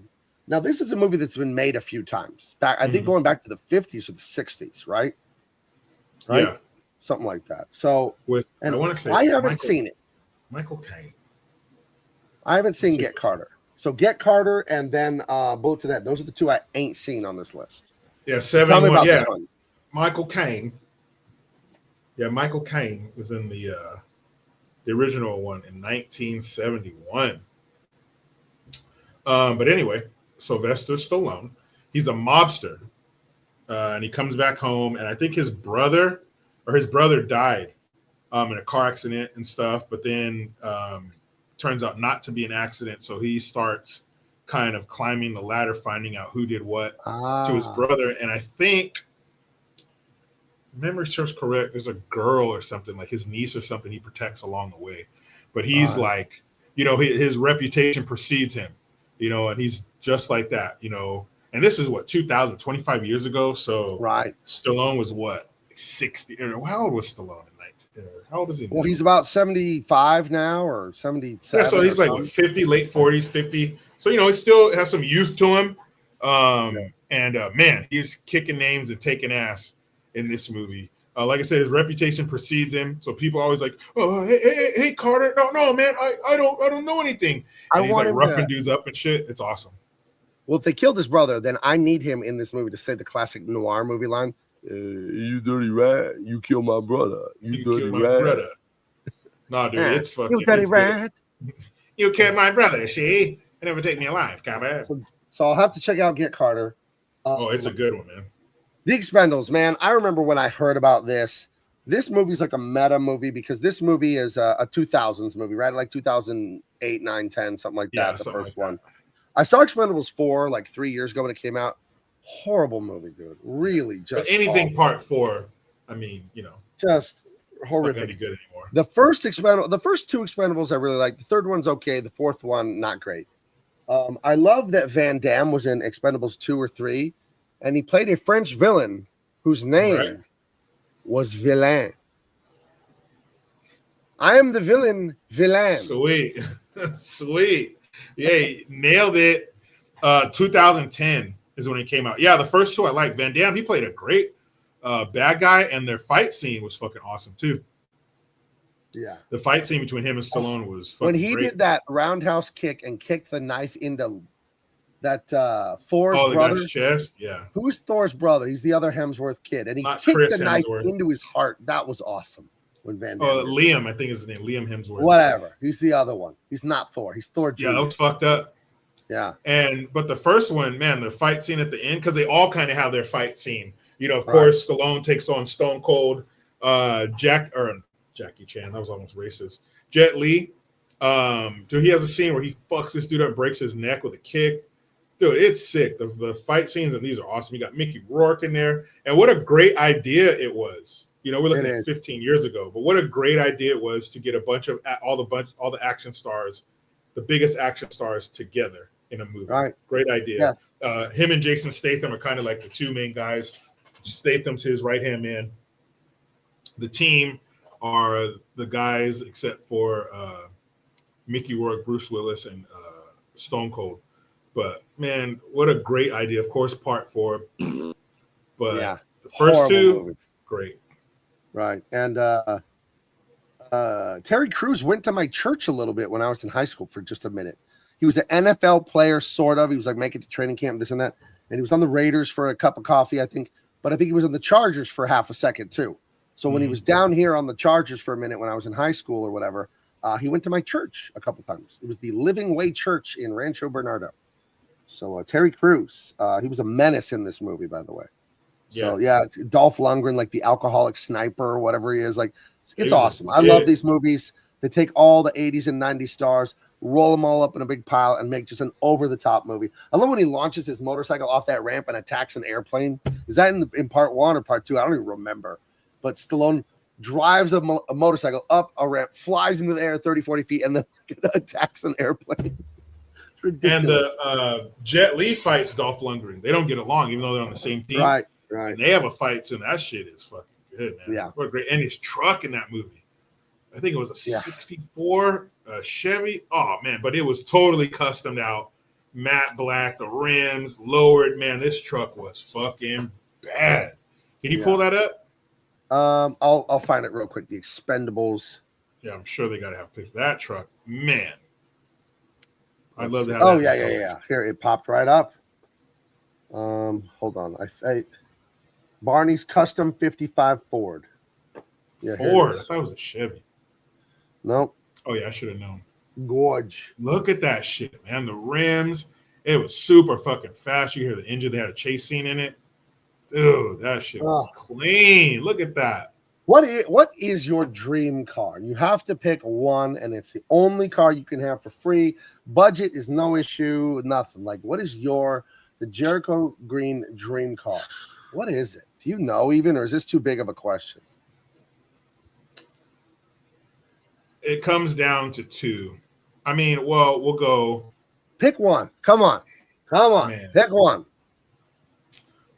Hold on a second. Let me look something up real quick. Because I got to see if this is the same one. Let's see. So, man, it's tough. Nope, just one. But I think I'm going to go with this one because my dad had it when I was growing up. Right. Look up a black 65 Riviera with hideaway lights. I was going to go with Eleanor from Gone in 60 Seconds because I've always loved Mustang fastbacks, but a 65 Riviera with the highway lights, man. That car is ice cold, dude. That one's cold, man. Yeah. And the hideaway lights, it would turn on, that thing, it comes down as the that is covers the over kind the of light. car Dracula would drive, dude. Yeah, man. All blacked out. I'd have it like Stallone's truck, black rims, black paint. Right. Just man, so yeah, clean. that is sweet. I love it. I almost would go with a car a parent had, but I won't. My mom had a 73 Stingray. It was like Dr. Pepper red, and loved it when I was a little kid. It was a Corvette Stingray. But when I'm in Vegas, I've been to the Shelby Museum, Shelby Cobra, all that stuff. Oh, yeah. And he has this custom car garage right there in Vegas. They build cars for rich ass dudes. And there's one I love there. It's kind of this beigeish white 65 GTO or GT350 Mustang, dude. That thing's beautiful. I've taken so many pictures at the Shelby Museum. It's free. It's free to go in. It's right off the freeway, just south of the Las Vegas Strip. And you go in there, and they have all kinds of amazing cars in there. And they'll build you a car. If you got enough money, they'll build you something custom. Oh, hell yeah, they will. Yeah. You got the money, you could kill somebody. Right. Literally. But as far as a new school car, that would have to be the Porsche 911 Turbo S. Ooh. That Ooh. thing, man, that would be my car. That would be amazing. You know what I saw at the beautiful. Shelby Museum? They don't just trick out Mustangs and all that. They took a Ford F-150 and turned it to a Shelby Ford F-150 Super Snake. Like, I don't even know what that is. Oh, it's a. But it must be amazing. You know, that thing's fast as shit. Yeah. That's awesome. Yeah. But yeah, the Shelby stuff is just like, oof. I have a Shelby sweater and a Shelby t-shirt, 2 Shelby shirts and sweaters. And because I got them at the gift store over the many times I've been to this place. And I always get asked by like baby boomers. They're like, oh, you got a Shelby too? And I'm like, not yet. Got to sell a few more comic books, but I'll get there. I'll get there. Because I think these things are $1, $2, $300,000 vehicles. Like, this is not cheap at all, this stuff. So, oh no, it's like, yeah, if you're gonna drop 150 on a car, you better have a lot more money than that. If you drop 150 on a car, you better not have 160 in the bank. I'm putting everything.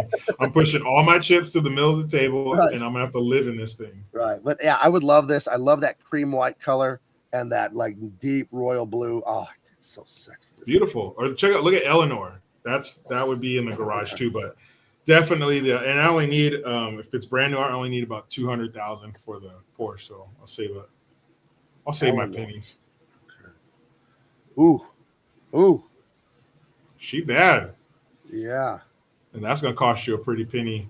That is something. Well, look at that thing, those rims. Oh, dude. Look at the intakes on the side.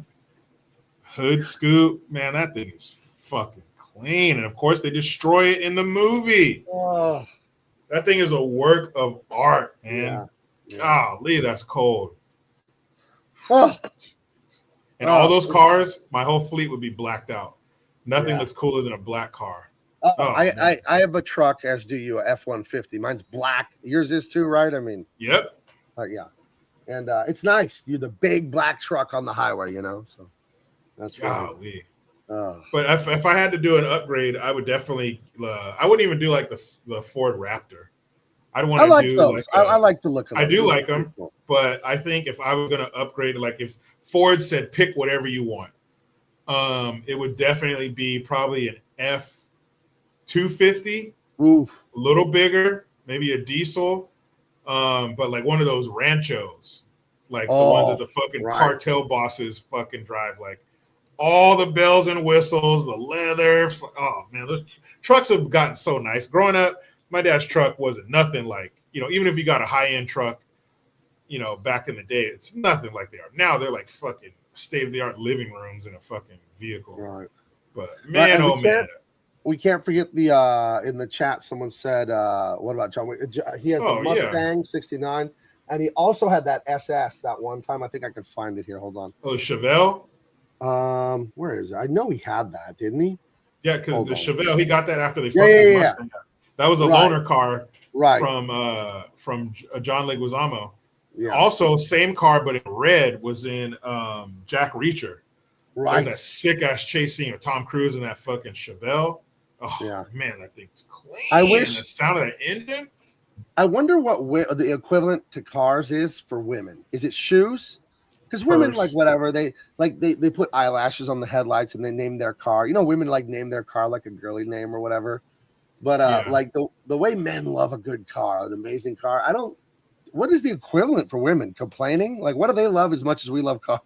I think they love like a good movie, like a good cry, like a 50 Shades of Grey, where that guy that doesn't exist in real life, he exists in the movie. A guy that'll like choke you, but then he'll do hot yoga with you, and like he'll fucking like he'll get all pissed at you and get jealous, but then he'll work at the SPCA on the weekend. Like, they want a guy who's borderline psycho, but he's also like the nicest guy in the world when you want him to be. Right. But he's aloof and he's a dick, but he's nice and he loves you. But in Spanish, we would say "nomás cuando tú quieres."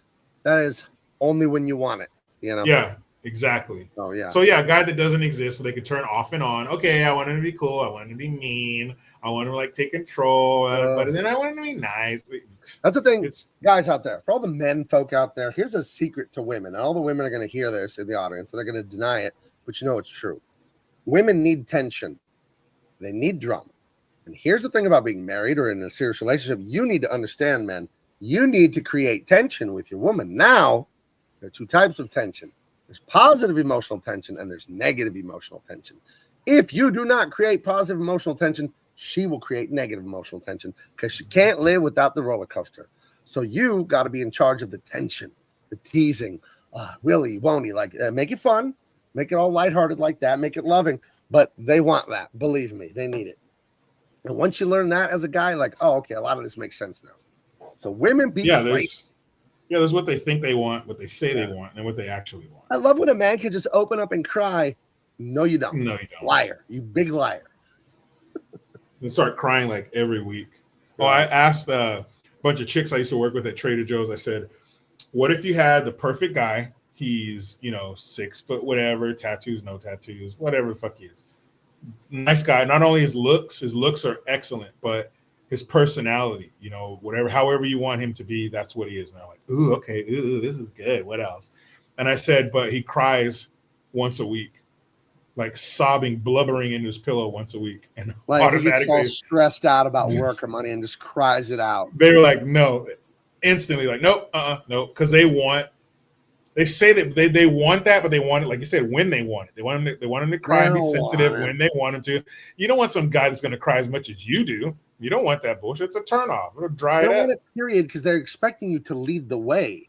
And if there's a problem and you're crying, well, then you're not leading, and she's not leading, and now she's panicking and not feeling safe. So cry on your own fucking time, man, when nobody's around. By yourself, in your truck, by yourself, and do it quick. You can't be crying for 10 minutes. That's why you go for a ride. That's why you go in the garage, you shut the door, and you lift weights for an hour. And you listen got 5 minutes to cry. Metal. Listen to the hardest music you find and lift that heavy iron for an hour. You'll never need to cry if you do that. The tears come out as sweat instead. That's how I handle it. The hand stress. Just get in there and start throwing the metal around. That comedian Brian Callen? Yeah, he's like, I cry. Fucking, and that's it. It's just one big one. You fucking grunt. That's it. It's over. But then one more thing I used to ask them was same thing, perfect guy, but once a month he pees in the bed. Nope, never. And they were like, nope, no way. I was like, but it's just like one day. Like, do we know when it is? They're like, nope, it's a random day, but he pees in the bed. But he's perfect. But he's perfect. Like he's making your legs shake, every time and all that kind of stuff. And he's a great guy and he walks dogs, but he fights. He's jealous, but he's not. Everything you want him to be. He's tough, but he loves kids, but he makes money, but he doesn't work too much and he pays attention to me. And we go on vacation, but he's like the leader at his work and like.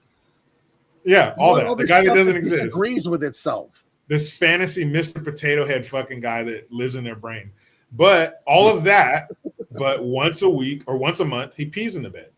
No. They were like, ew, no. A couple of them, like 2 of them were like, yeah, fuck it. But most of them were like, ew, gross. And then I asked every guy that, and they were like, yes. Like every guy was like, I don't give a fuck.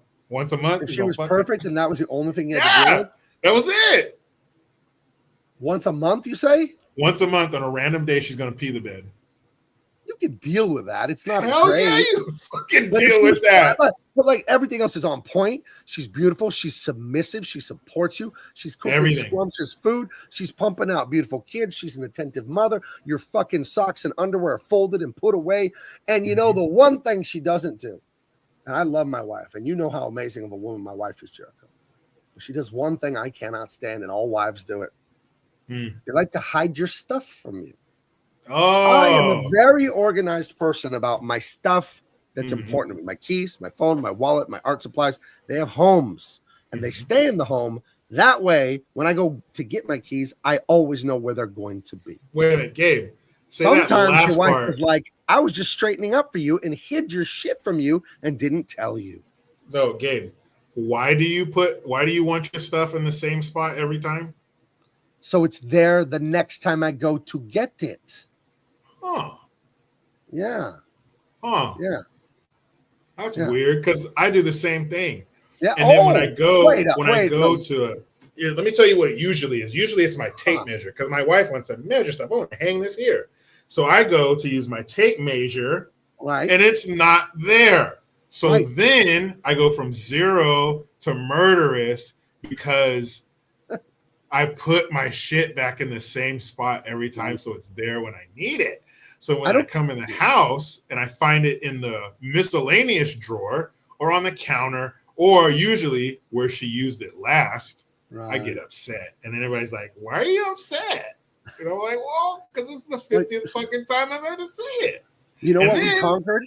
What we conquered in my household, though, like 15 years ago, we'd never lose nail clippers. Because I had it up to here, buying the stupid nail clippers at the grocery store once a month. And I told everyone in the house, these nail clippers go in this desk, in this drawer. And the second you're done cutting your nails, you don't do anything else. And they do it. They all obeyed me about this. I'll fucking kill you. We never lost them again. I have like 3-4 pairs in this drawer now, and that's where they are.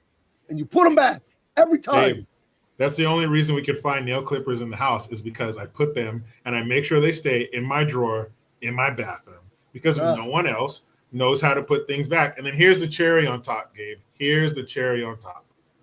When we use someone else's shit, where do we put it? Right back where we got it from. That's right. That's right. That's why every morning or every evening when everybody goes to bed and I go to watch TV, it's a fucking treasure hunt to find the remote. Because apparently they close their eyes, spin around 3 times in a circle, and just toss the fucking remote. But when they come out to the living room in the morning, where's the remote? They could close their eyes and find the remote because it's in the same spot every time. My son is a great young man. He is only in his 20s, has an amazing job. He's completely squared away. He's not fat, doesn't smoke pot, watching porn, playing Xbox. He has an amazing corporate job. I'm very proud of him. Wakes up early, does his Bible devotional study, lifts weights, doesn't eat junk. He bought me this. Jericho, you need this in your life. The back of that is like the 3M Command adhesive. Peel it. Stick it to the wall by your big screen TV.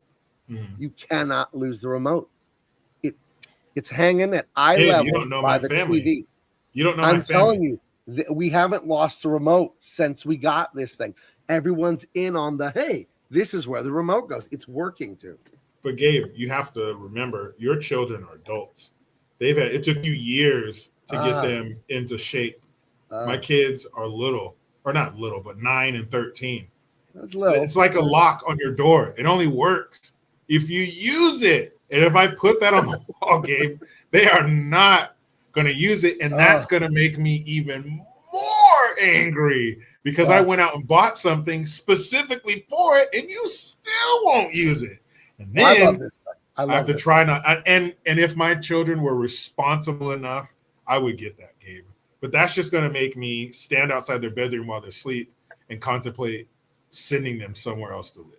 Or sending yourself to Mexico. Or me. It might be me. And the note's going to say, you should have used a remote holder. Right. I'm out here.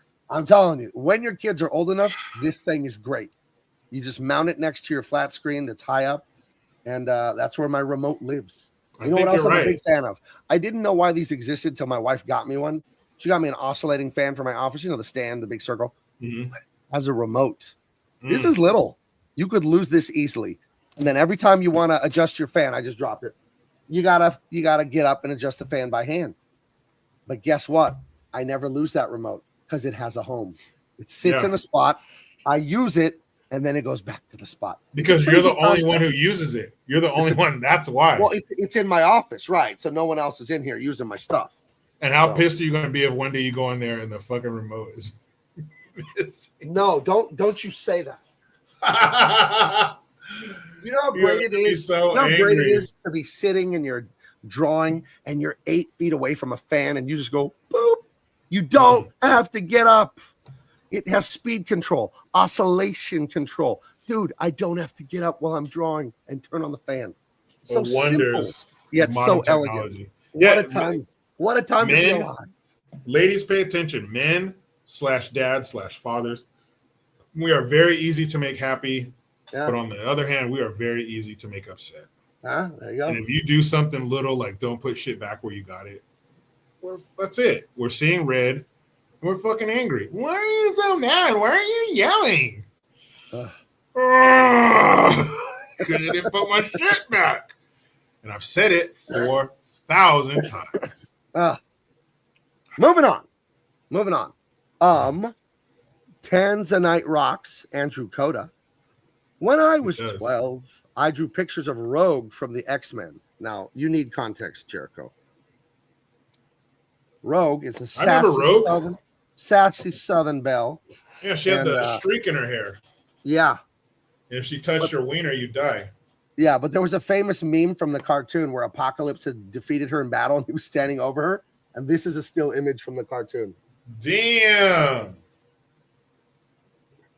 This is Rogue, turns out, loves pancakes.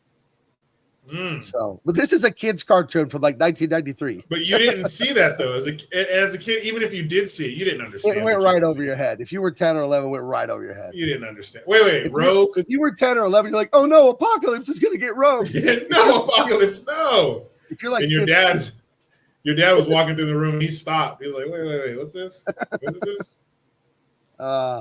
But Tanzanite says I drew pictures of Rogue from the X-Men in a spiral-bound notebook. My mom took it from my bedroom, and I found it hidden in my parents' bedroom closet. Reminding me of that, it was 20 years ago. So your mom thought you were drawing dirty pictures of the X-Men mutant hero Rogue? You were drawing Tanzanite? Fat ass.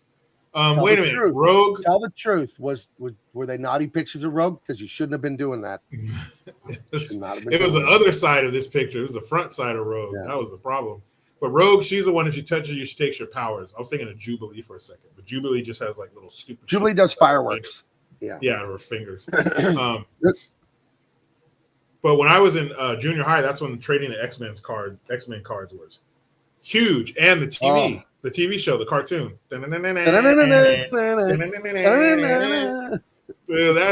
was the shit, dude. That was a great cartoon. I bet the guy who played guitar for that when he's at a party or something, he's like, guys, remember this? That was me. Yeah. That was me. Yeah. You ever watch X-Men? Theme song? Yeah, that was me. No, not the movie. No, the TV show. No, not X2 United We Stand. No. No, the TV show. Cartoon. 90s. It was fucking great. Fox Kids. Fox Kids Saturday morning, Yeah, the KCBA Kids Club, where I was from. But, dude, I will put this up against any theme, any cartoon, because, it's cartoon and TV show. But the coldest cartoon intro was DuckTales. Oh, yeah. Boom, boom, boom, boom, boom. Dude. Life is like a hurricane in Duckburg. Dude, that was a cold aeroplanes. It's a Duckburg. Might solve a mystery. Or rewrite history. Yeah. Awesome. We're going to go back to the 90s. Go ahead. And that was followed by a Darkwing Duck, by the way. Right. When there's trouble, you call DW.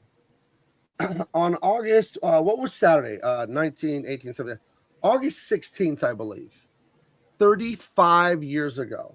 Damn. Okay.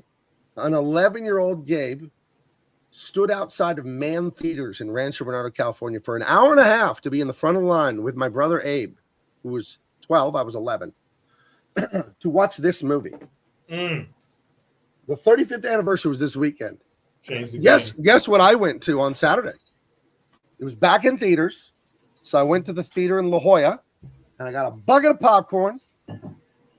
I got brought a drink from home, a canned soda, a Diet 7-Up. You sneak it in? Took my daughter, took Big Baby, took my wife. We get 5 minutes in, and Big Baby goes, I'm done. Let's go. She was not interested in this movie at all. I loved it. It was so nostalgic to see this on the big screen. I probably haven't seen this movie in like 20 years or something. Last time I saw it was in high school or something. I had it on VHS cassette. I was the biggest Ninja Turtle fan. When I really got into drawing comic books seriously when I was 12 or 13, this was what I was drawing, copying, tracing pictures when I was 12. I had the 4-volume graphic novel set they sold at Costco, which was called Price Club back then. And and I got them there, and it was the first like 10 issues of Ninja Turtles, but they had colorized it, and I absolutely loved it. And it was right when I found out about Jim Lee and X-Men. It was all happening at the same time when I found out about the Ninja Turtle stuff, and I love the cartoon. I have all the action figures from like 1992, 93, 94. They're right above me here. I got in the attic right there. I have all that stuff. But seeing it on the big screen was fantastic. Sam Rockwell was in it. He was one of the big bad like kids. He was one of the bad kids. And it's got just such great one-liners. I love Casey Jones. He was a great character in this. Great movie. Love Ninja Turtles. If you haven't seen it, check it out. It is one of the best superhero comic book movies. Not superhero, but they're comic book characters. It is one of the most faithful comic book character movies. And guess who produced it? Don't say it's a canon film. It's not. I think it is partially a canon film, and it's Mannheim, Globus, and Gohan. What are those guys' names? It's wacky names. Golan, Globus, and Menachem Golan. I saw their names in the credits when I was there the other night. Oh my God, they had something to do with this movie too. Yeah, so, the Jewish dudes from Israel. Some people say that they're working for Israeli government, shit like that. But making movies. Yeah, but this was one of the movies where you got the closest to seeing the characters in the movie just like the characters in the cartoon. Because Casey, he looked just like him. April looked just like April did in the cartoons. I mean, this movie was crazy. And then I think part 2 is when they had Ernie Reyes Jr. as the pizza delivery guy, right? I think so. But he was also in the costume playing one of the turtles doing the martial arts. Right. But this I movie think he was Donatello. Yeah, but dude, this movie, because we had the cartoon before this, and the cartoon was huge. And to have a live action movie, man, this was fucking nuts. I think, what did you say? It came out in 1990? It was August of 90. It's 35 years old, this movie. So I was just about to turn 10 in a couple months. So I was my son's age. And it holds up. Jim Henson's company made the turtle suits, and they look great. They still look great. Yeah, they did a great job because they were like actual, like they were very realistic. Like the way they moved, I'm sure they prioritized movement so it didn't look all stiff and shit. Because man, they were doing like, flips and kicks and sweeps and roundhouse kick, all kinds of shit, man. This movie. I love when the guy delivers the Domino's pizza late to Michelangelo. So hey, it was $13, but he doesn't. He gives him 10. He tips him on the tip because it's 30 minutes or it's $3 off. And he's like, forgiveness is divine, but never pay full price for late pizza. Dude. It just drops a little bit of confusion. Dude, $10 for a pizza? Get out of here. I know. Dude, this is one of the movies where you're going to see the prices of things going to make you sick. Right. But Raphael, his voice, hey, come on, guys, what are we going to do over here? Like, he's real tough. He's always a tough, gruff, kind of mean one. I liked Raphael, but everybody wanted to be Leonardo because he had the swords. But Michelangelo's nunchucks were tough. Yeah. Those nunchucks were sick. It's a fun movie. It's appropriate for kids. They say damn about 5 times in the movie, but other than that, you could let a little kid watch it. It's a fun movie. Tanzanite is trying to defend himself from his naughty drawings of Rogue and her juicy behind. I blame the coach who showed me the Hans Christian Andersen mermaid cartoon at 11. Did he show you or like the whole class, dude? What's going on here? Stay after. Is there something you want to tell us? Yes, the Rogue art was kind of dirty, not going to lie. But I was referencing Jim Lee, my old boss at DC Comics art. Her post-absorbing Colossus was pretty cool. Yeah, so Colossus is a Russian X-Man. He's all made of metal. And if she touches people, she absorbs their essence, their power. She can kill them if she touches them long enough. So let's see. I'll show you guys one more Rogue, J. Scott Campbell. He's from the studio I was from for DC Comics, Wildstorm. We're the greatest. Here's a J. Scott Campbell Rogue character. Hold on, I want to find one. Oh, here's one. Yeah, J. Scott Campbell is one of the all-timers. One of the, this is all blurry and small. Give me a good one here. Here's a great one. Okay, open image and new tab. This is why your mother may have been concerned. Yeah, if it was that one, all right. So. Nice personality. Andrew, what are these drawings, Andrew? Come on, man, it fits. Hey, come on. Anyways, moving on. We're talking about Stallone. Not a good movie. Oh, Rambo, First Blood, Part 2. It's Part coming in at 2. like, I don't know, we have this at like number 5 or number 4 or something like that. Love this movie. This is where he gets the red bandana. His beautiful, I believe, Vietnamese girlfriend. She gets killed, but he kills her killer with an explosive arrow, which is one of the great moments in cinema. Yes. We're talking The Godfather. We're talking Orson Welles. And we're talking exploding arrowheads. The 3 greatest moments in cinema. Gone with the Wind, It's a Wonderful Life, and the Warhead Arrow. The 3 greatest moments in cinema. Blowing up the Viet Cong general. Right. But this was, so in the first one, you know, he went to the town in Seattle, but this one fought Sheriff Teasel up in the mountains. Yeah, what do you call him? That king shit cop. Right. But this one opens with him in prison, serving time for, you know, the little bit of damage he did to the town, whatever. And Colonel Troutman says, hey, we have a job and you're the only one who can do it, and you're the only one still alive. So he's like, all right, let's do it. So takes him, they brief him, tell him this is what you need to do. All you need to do is go take pictures. That's all. We found there's information saying that there are Viet Cong camps that still have POWs, American POWs in them, but they keep moving them around. So we need you to find them and take pictures. Only take pictures, Rambo. No hero shit. All right? Take the pictures, come back. Well, you want me to shoot them, right? Hey, so like kill all of them, right? Like, and they're like, you want me to take the picture after I kill him or before I kill him? No killing. Just take pictures. And then kill him with the camera. Yeah, and I beat him with the camera. No. So they finally get through to Rambo. Only take pictures. Okay. So he tells Troutman before he gets on the plane, he's like, the only one I trust is you. Because he asked the other guy, Murdoch, the guy who's in charge. Again, he was the head of the band, the Good Old Boys in Blues Brothers. But boys sure drank a lot of beer. Yeah, if you needed an asshole in an 80s movie or TV show, this was your guy. So he doesn't trust him. He tells Troutman, you're the only one I trust. And also, what's his name? John Kreese from Cobra Kai, Karate Kid, all that. Yeah, he's also works for Murdoch. And so he gets on the plane. They fly him where he's supposed to go. He jumps out. His parachute gets caught up. So he has to cut himself free. So he leaves all of his weapons. Excuse me. And the camera, I think, were also in that bag. So all he has is his knife. So he lands. No, I think he still has the camera. He lands, takes some pictures and shit, but then he sees the POWs being abused. The guys like beating him and shit. Right. So he's like, fuck, I can't. You know, and these are his buddies. I mean, he didn't know him, but these are all guys that served in Vietnam that got left behind. You know, these are his brothers in war. So he's like, fuck, I can't leave him. I got to try to do something. So he ends up getting one of the guys, and they make it. The guy's, you know, he kidnap him, but he helps him escape in the middle of the night. The next morning they wake up, shit, somebody's missing. Calling the dogs, boom. They're looking, they're searching, they're chasing. They find Rambo, and the POW's all emaciated. I'm sure the guy probably like had to lose a bunch of weight for this role. I'm talking about you can see his spine, his ribs, his face is very gaunt. He's dirty. He has a beard. You know, it's just like he's wearing this old tattered clothes, like fuck, which was probably half as bad as they were really treating these guys. And so they make it. The helicopter is in they say, we're going to meet here on this day at this time. Be there.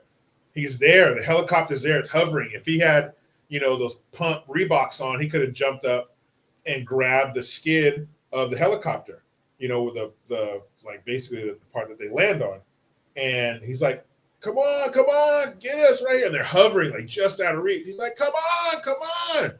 And he fucking John Kreese, he gets the word from Murdoch, leave him, abort the mission, abort.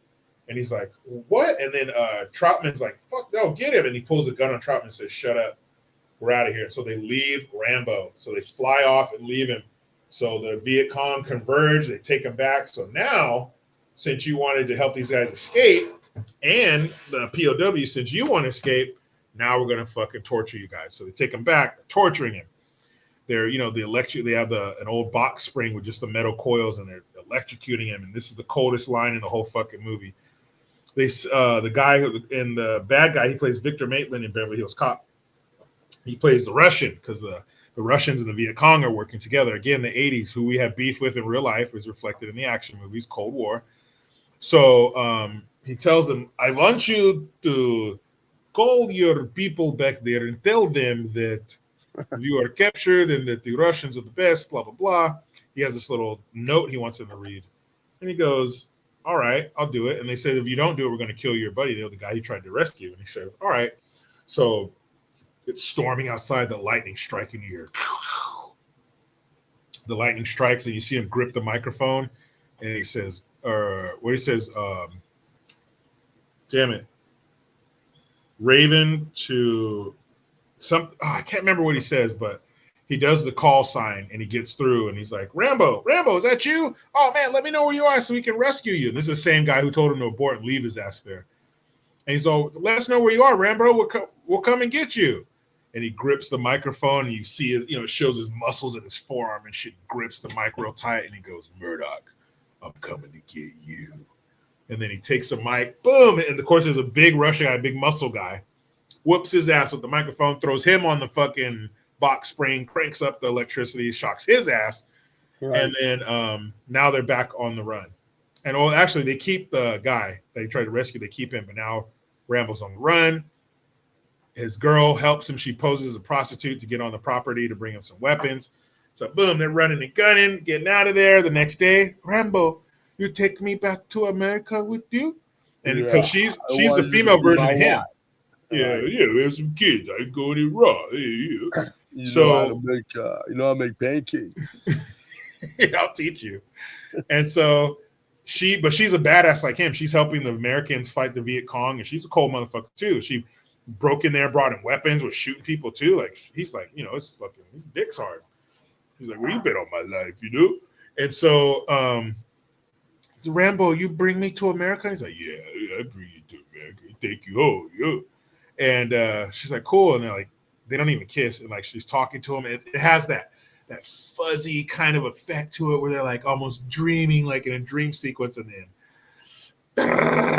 fucking Viet Cong shows up, shoots her in her back, kills her. And of course, the guy who kills her is this little fucking scrawny worm-necked son of a bitch, little quisling bastard. He looks like the kid that 5 minutes before school ends on Friday, he goes, teacher, weren't you going to give us homework? And everyone's like, oh, you son of a bitch. That's what he looks like. Yeah. And so kills this girl. He shoots at the guys that get away. He buries her in mud, takes her necklace, puts it around his neck, tears off a piece of her dress. And ties that shit around his head. That's what the headband is. How cold is that? That headband is a torn piece of cloth from his dead woman's dress. So then he puts the headband on, show the back. The back's ripped. And then he just starts fucking killing everybody. And then he gets back to Murdoch at the very end, hits him in the face with a gun, and just fucking, another great scene, just shooting an M60 into the ceiling. Yelling like, what That's fucking awesome. Man doesn't want to do that? What man right now wouldn't go to like one of those places where you can destroy shit and take an M60 and just fire that shit into the air? Oh, that shit, and scream at the same time. Fucking awesome movie. Totally different than the first, not as serious. Definitely much more big budget, more explosions, more over the top action. Probably the best scene of the movie where the guys are looking for him in the jungle. And there's this wall of just mud, and then you see him just open his eyes, and he's hiding in the wall of mud, and fucking takes his knife out, stabs a dude. Rambo, Part 2, First Blood. Yeah, this is the first one I saw as a kid. I didn't see the first one until I was an adult, but this was everything when I was a kid. I'll show you this real quick. Hold on. Speaking of firing that kind of gun, took my kids, my wife and kids to Vegas in 2009. After the first year we moved back here to work for DC Comics, and stop screen. Share video file. What's this video called? Okay. Video file. Hold on. I'm getting to it. I'm getting into it. This here. So this is 2009. I'd never shot like a gun before in my life. So I started off with the SAW 249. That's a squad assault weapon. That's where you want to start, man. Is that 223 or 556? I don't even know what it fires. That's probably 762. A 7.62, you're right. And it's the machine gun with the bipod legs, and it has the bullets on the chain clip or whatever that chain is called, And here I am in Vegas at some gun place. Okay, there it is. That's the squad assault weapon. Saw 249.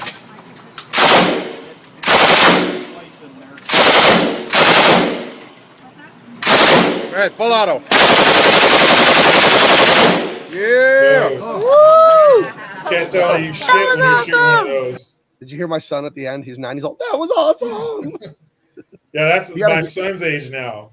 Here, listen again. This is a 9-year-old watching his dad shoot a machine gun. That was awesome. Sure was, Peter. Sure was. Yeah. So, Now hold on, Gabe. I can't be outdone. So I'm yeah, that was emailing the you. squad assault weapon. It was a fun time. I just emailed you when I went to Vegas as well, Okay. and I shot the AK-47. What? That If shit. today was a good day, you didn't even have to use your AK. I used it that day. That shit was fun. All right. Let's see. Benelli, I could shoot a Benelli that day, M4, MP5. You know, I've never Yeah. shot a shotgun. I never have shot one in my life. It's wonderful. I definitely recommend if you do shoot it for the first time, shoot it from the hip, just so you can get used to the kick of it. Yeah, because you put that shit in your shoulder. I mean, you could do it. It ain't gonna fucking hurt you. You're a man. You can handle it. But just that first time, just to kind of get a feel for, oh shit, all right, she's serious. So But man, this the is- power you feel with a shotgun. There was I went shooting a couple years ago. I took rebar, stuck it in the ground, and then I put watermelons on top of it. I saw went that down, was video. Oh, dude, shooting a watermelon with a shotgun? Holy shit. Did you try the Blaze phase plasma rifle, the 40-watt range? Nice. I good don't one. have those.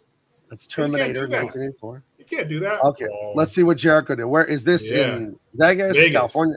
Vegas. What are you shooting? You can have fun in California. It's an AK-47. AK-47. Find that target and fire it. Go for it.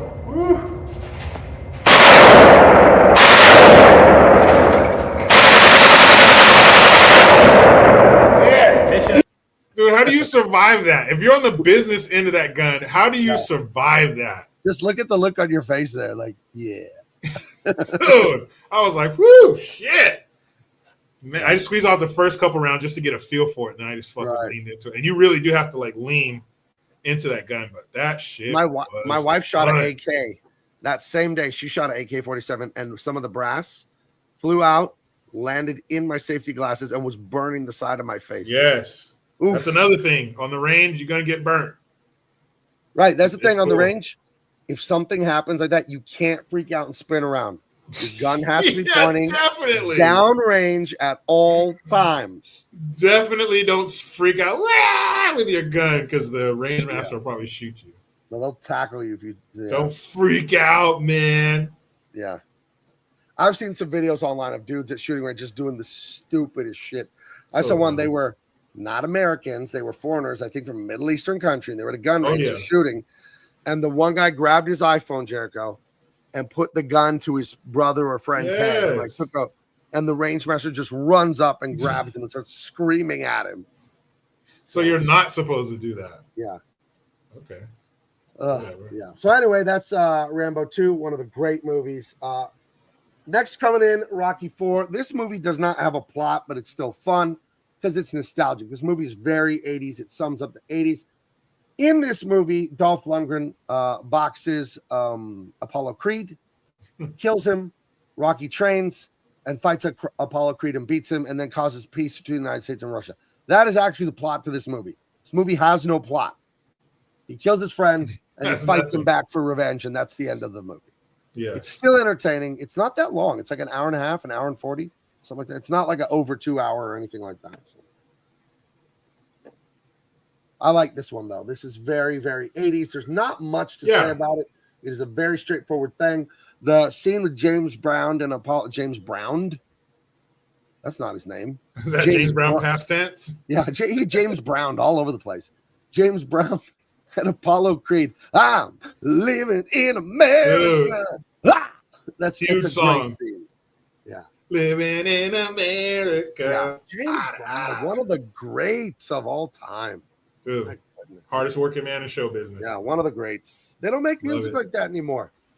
I hear this, you know, you get older, you get into your 40s, you're like, there's kids and their music.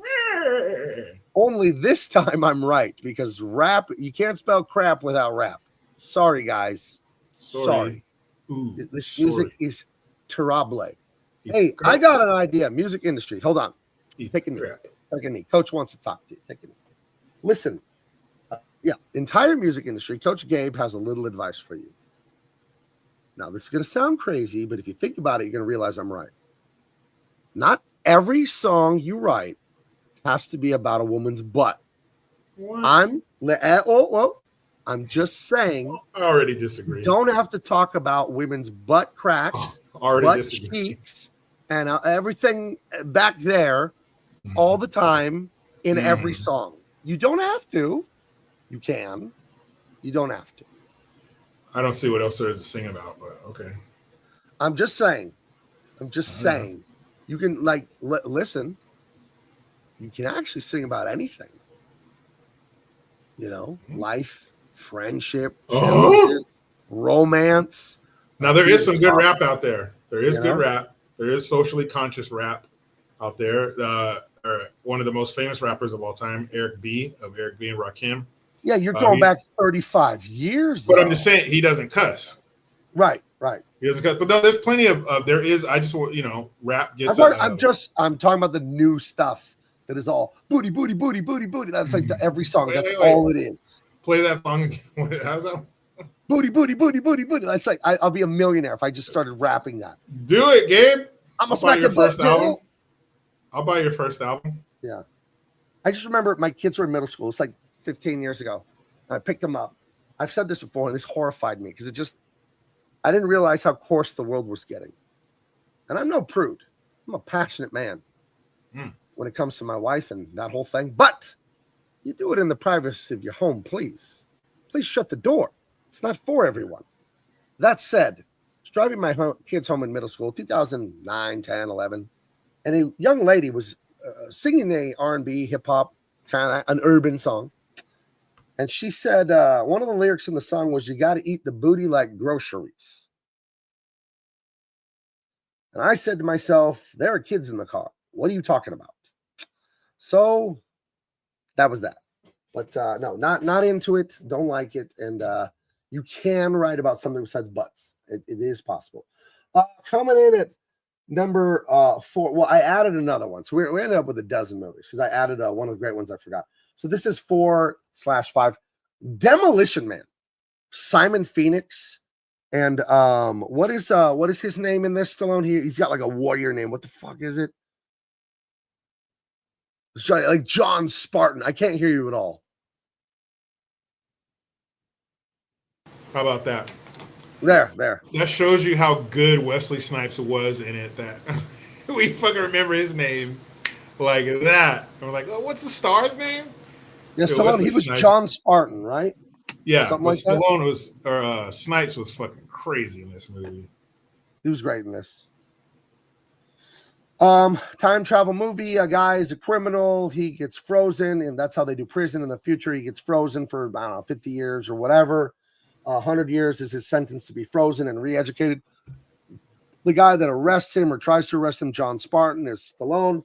He screws up the rescue because it's all sabotage. A bunch of people die. So he gets kind of he goes to jail too and gets frozen, blah, blah, blah. They wake up in the future and they both get unfrozen and he has to hunt him down again. And it is freaking awesome. It has everybody's best friend who's not sexual but is pretty, Sandra Bullock. She's the definition of pretty but zero sexuality. I don't know what it is about her. I don't know about that. Are you ever really going to look at Sandra Bullock and go, hey, like bite your knuckle? She's not that. Sandra Bullock, she's pretty. She's not banging though. She's not. She doesn't look like. Come on, she doesn't look like she could get freaky. She doesn't look. She doesn't look like she has it in her. In this movie, Sandra Bullock was super fine. She's this is the pinnacle. About her that's so vanilla.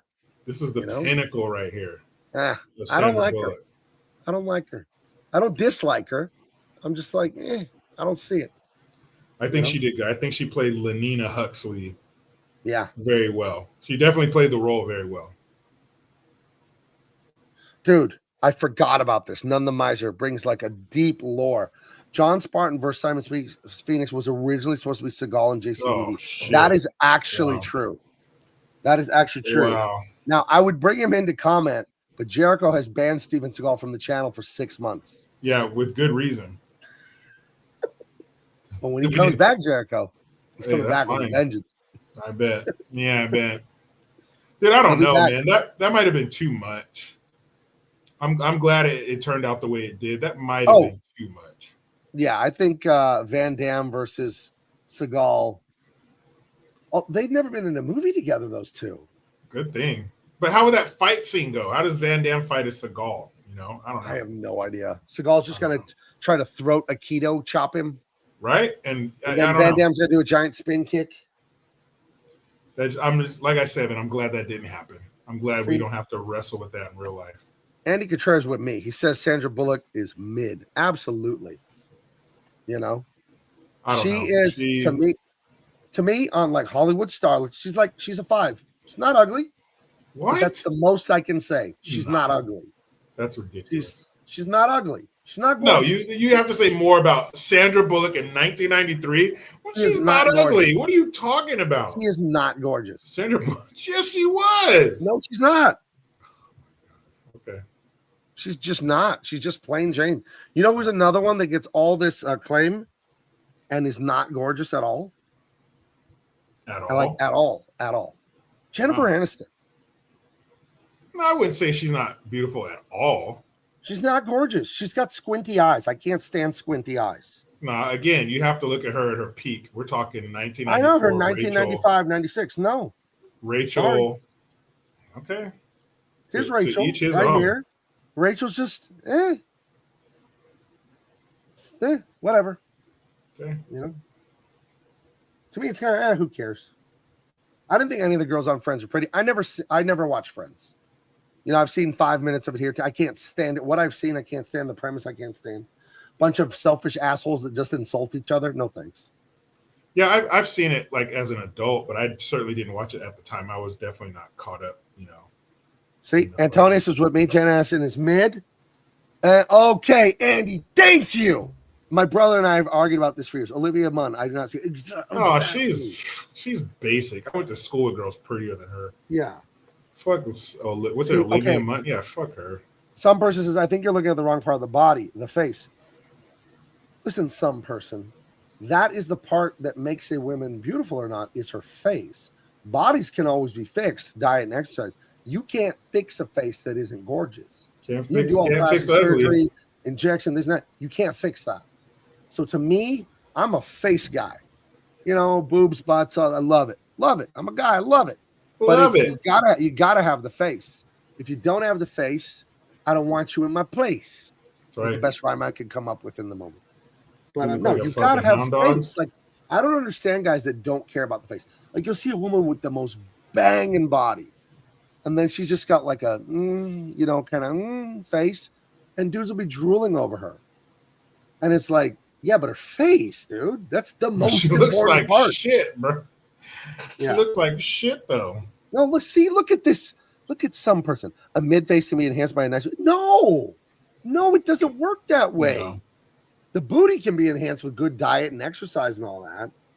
But Tony says a mid face is enhanced by a bag. Put that fucking lunch sack. Yeah. I don't drink alcohol, but I do know a mid face can be fixed with a few beers. You know, a mid face will be fixed with a few shots of vodka. Will fix that right up for you. So I don't know, man. I think that's a bit harsh. I like big bucks. I cannot like Gabe's most play tongue. You know what I realized? I went to see the Beach Boys in concert. I guess the Beach Boy, Mike Love, the cousin, and then his band of new guys since the three brothers are dead and the other guy has his own band. And California Girls came on. I wish they all could be. It's a great song. And Jericho, let me know what you think of this. California Girls is Baby Got Back for the boomer generation. All the women think it's about them. Because, the younger generation, Baby Got Back comes on when you're at the club or the bar. All of a sudden going, and they think it's about them and their booty. And it's like, it's not. It's about not. you. It's not about you, love. And California Girls is talking about the most banging girls ever, and every woman thinks that song is about them. So I figured it out. California Girls. By design. Baby got back for the boomers. It's not a stream I don't mention the greatest band of all time with the American Mozart, Brian Wilson, leader of the Beach Boys. Yes, it is not a stream I don't mention the Beach Boys. So that is true. If you haven't tried the Beach Boys, you're missing out. It's some of the best music ever. That's like Pet Sounds, 1967. Pet Sounds, greatest album of all time, in my opinion. Greatest album of all time. So, I think my favorite song of all time is the Beach Boys song, Don't Worry, Baby. I love that song. Such a great song. You know who else I've gotten into lately, Jericho, who I absolutely love is the Ronettes. You like the Ronettes? Love the Ronettes. I don't know. What's one of their songs? It's funny you should ask because I have I have their greatest hits album handy. Be my little baby. Come on. The Ronettes. They had another. Didn't they have a? Oh yeah. Who did she do that song with? Music. I Can Hear Music. That's a banger. Who did she do that song with? Be my little baby. Oh, well, there's a one by Eddie Money from that. Yeah, Eddie Money. Yeah, and that's he had a clip from that, and it was "Take Me Home Tonight." Take me home tonight. Yeah, that's a different just song. like Ronnie said. Just like Ronnie. Yeah. But the Ronettes, that's the kind of music I like. Is those kind of awesome oldies with great musical and vocal harmonies. Yeah. I have to say Kokomo, or Surfing USA. That's my favorite Beach Boys song. Really? You got to get into their deep cuts, man. Those are good songs, but there's deep cuts that are insanely good. Well, I like that one because I was a big fan of Teen Wolf when I was a kid. Right. And of course, when he does the van surf, dude, that song's fucking hard, man. Surfing USA. Yeah. That song is sick, man. I like it. I know it's super fucking poppy mainstream shit, but it's for a reason. Yeah, they start to get away from that, like in 65, 66, 67. They get a little way more complex. I prefer the later stuff. Not being a snob, not being that guy. I just do. I think it's so good. As an artist myself, I want to make something that when I make my comics, I want to make stuff that makes people feel the way the Beach Boys make me feel. The way that Brian Wilson, who I really do call the American Mozart. I mean, Paul McCartney of the Beatles said, God Only Knows by the Beach Boys is the greatest song ever written. It is one of their greatest songs. It's such a beautiful song. Do you know that one? I may not always love you, long as there are stars above you. It's so good. God Only Knows what I'd be without you. Martha and the Vandellas, Nowhere to Run to, baby, Nowhere to Hide. That's a great song. Think about what you think about Couldn't Get the Beach Boys because he has bad taste in music. Think about what you think about. Go online, spend $10 or $11. Spend $10 or $11 on iTunes and get Pet Sounds. It's 35 minutes long. Turn it off. Do not turn it on. Turn it on. Do not turn it off. It's 35 minutes. Cost you $10. Pet Sounds change your life. Amazing album. So just give it one more chance. Pet Sounds, 1967. One more chance. It's an amazing album. Coming in at number 3/4, because I added another movie that I'm embarrassed that we forgot. John Rambo from 2008, co-starring friend of the show, Matthew Marsden as Schoolboy, the British SAS sniper. This is a great movie with a great finale where Rambo melts the Malaysian terrorist army guys with a 50 cal attached to the back of it. He melts these guys with bullets. Yep.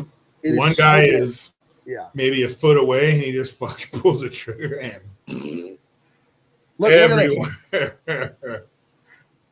More people on my side. Antonio says Hans Zimmer, one of the greatest composers in Hollywood. He's done so many great scores to amazing movies.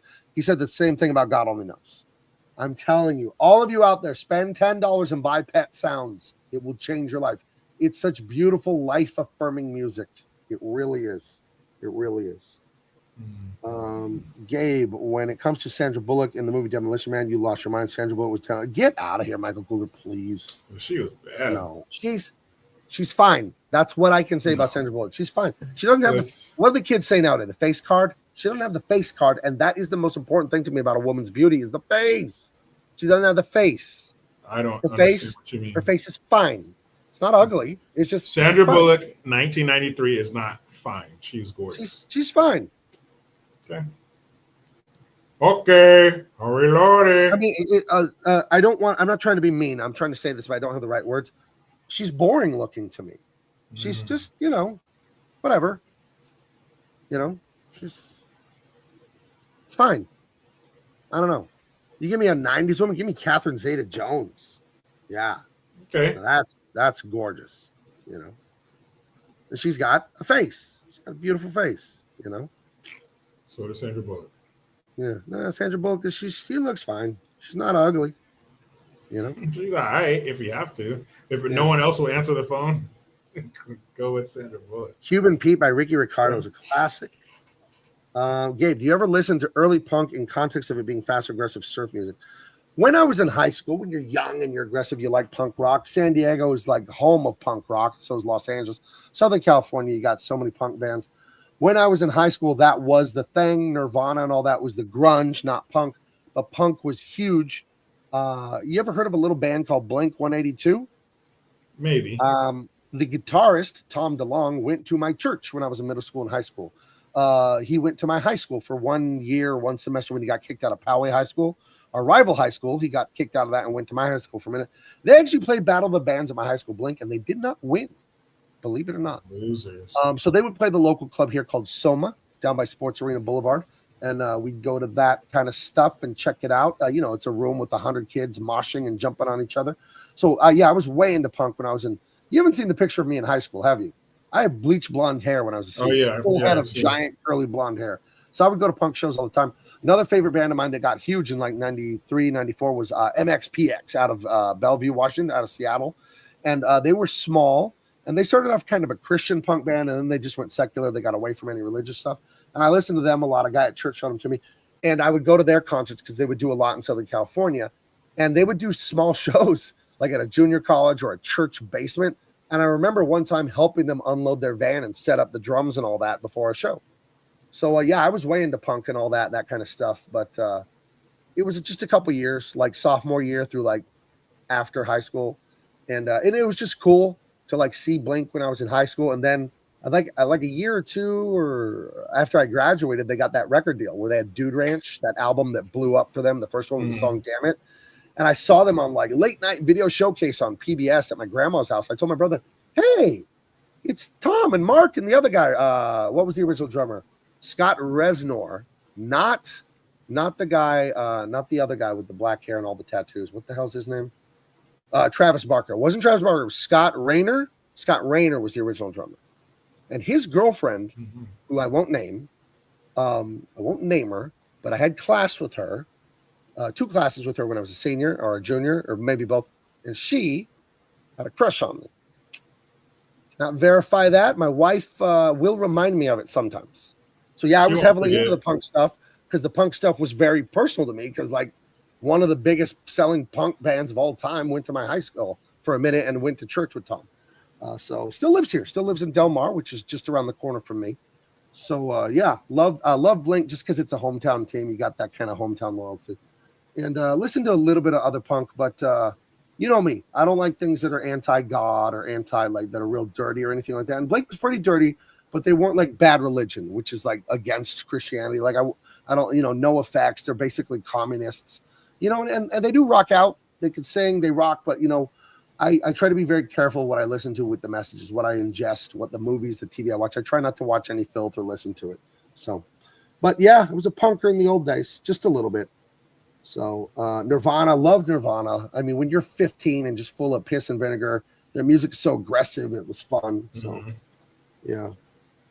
So let's see. Nirvana, Teen Spirit's fantastic. Used to play MX in college as a DJ at a rinky-dink 900-watt station. Oh, wow. You must be talking about MXPX. It stands for Magnified Plaid. That was the name of their band. It's fun. So anyway, I'm a Beach Boys guy. I told you, I like that easy listening adult. You give me Phil Collins, Huey Lewis. Oh, yeah. Like I said, an easy lover. Come on. Yeah, the 80s, I'm all about it. Yeah, love that stuff. You give me anything like that, I'm there. Bryan Adams, everything I do it for you. The Robin Hood soundtrack, 91, Kevin Costner. There's no love like your love. Oh, that song ruled the airwaves, I think 17 Dude, it was crazy. 17 It was crazy. Pride of Canada. Yeah. You know what I thought was hot that same year? I think it was 91 also, was Paula Abdul with Rush. Oh, yeah. Rush. And then and Keanu Reeves was in the video. Do you remember music videos? Now, we didn't have cable TV. I wasn't allowed to watch MTV, even if we did have cable. My mom would never let me watch that. But I would catch it at my friends' houses and stuff. So I was aware. Yeah, Paula Abdul. Now, see, she was a bit all right. She was a bit all right. So, Paula Abdul was all right. Better than Sandra Bullock in her heyday. No, that's insane. She got a better face. Why would you say something like that? Because it's true. No. What? Paula Abdul has a better face than Sandra Bullock? That's 100%. 100%. That's crazy. No way. It may be the Arab in me. Isn't she Armenian or something like that? I think so. Yeah, she's Arab. Yeah, Abdul. I mean, her last name's Abdul. That's my father's name. No. I'm done with her. No way she's better than fucking. But, God, I mean, here's the thing for me. Here, let's put the Sandy Bullock to rest here. Here's why I say Sandra Bullock isn't hot. Sandy Bull. That's what the friends call her. This is why I say she's not hot now, and I'll prove it, and I'll be right yet again. I always argue about women on this channel, and I'm always right. That's what's crazy about it. I'm always right about this shit. This is why I will tell you Sandra Bullock ain't hot. That right there, Jericho. That's why Sandra Bullock isn't hot. Because Sandra Bullock who looks like Cindy Crawford. Right. So why would I give a shit about Sandra Bullock when this woman exists? I always tell my wife, you are lucky you have me. Because when I was picking who I was going to marry, it was either Cindy Crawford or you. I tell my wife, you beat her by that much. You beat her by a hair's width. So this is why you can't tell me Sandra Bullock is hot. Because this is what hot looks like. So GTFO with your Sandra Bullock, please. Ugh, it's enough. You tell me. When did Sandra Bullock ever look like this? You tell me. When did she ever look like 1/100? When did anybody ever look like that? Okay, then. No one ever looked like that. That's that Pepsi commercial. I remember that. Damn. I remember that commercial. Look at this. Look at that. Betrayed by my own audience. Sandra Bullock is pretty. Also, Team Cream out. Get out of my channel. Drop the mic. Drop the mic. Apologize. Drop it. Sandra, you tell me if Sandra Bullock is 1/100th as beautiful as this woman. Right. The answer is no. So she's more than 100. She's not 1/100th as beautiful as this woman. Get out of here. Kathy Ireland, another home run hitter. Kathy Ireland. Oh, look at this. Antonia 707. Jericho, he says, I agree that Cindy is hotter. Used to hide a Mervin's ad under my pillow when I was like 6. Jerking it. It's funny when you're that little and women are gorgeous because you don't know what to make of it. You haven't gone through puberty. I remember seeing Princess Leia in a slinky white dress on TV when I was 7, and I didn't know what this was.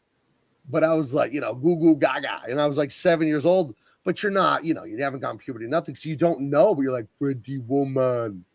And it's hilarious, dude. Yeah, you feel it, but you don't understand it. Yeah, it's some bizarre, you just like that is what I need. I don't know why. Yeah. But I need that shit. But you find out when you're about 11, 12, 13, you're like, oh, that's why.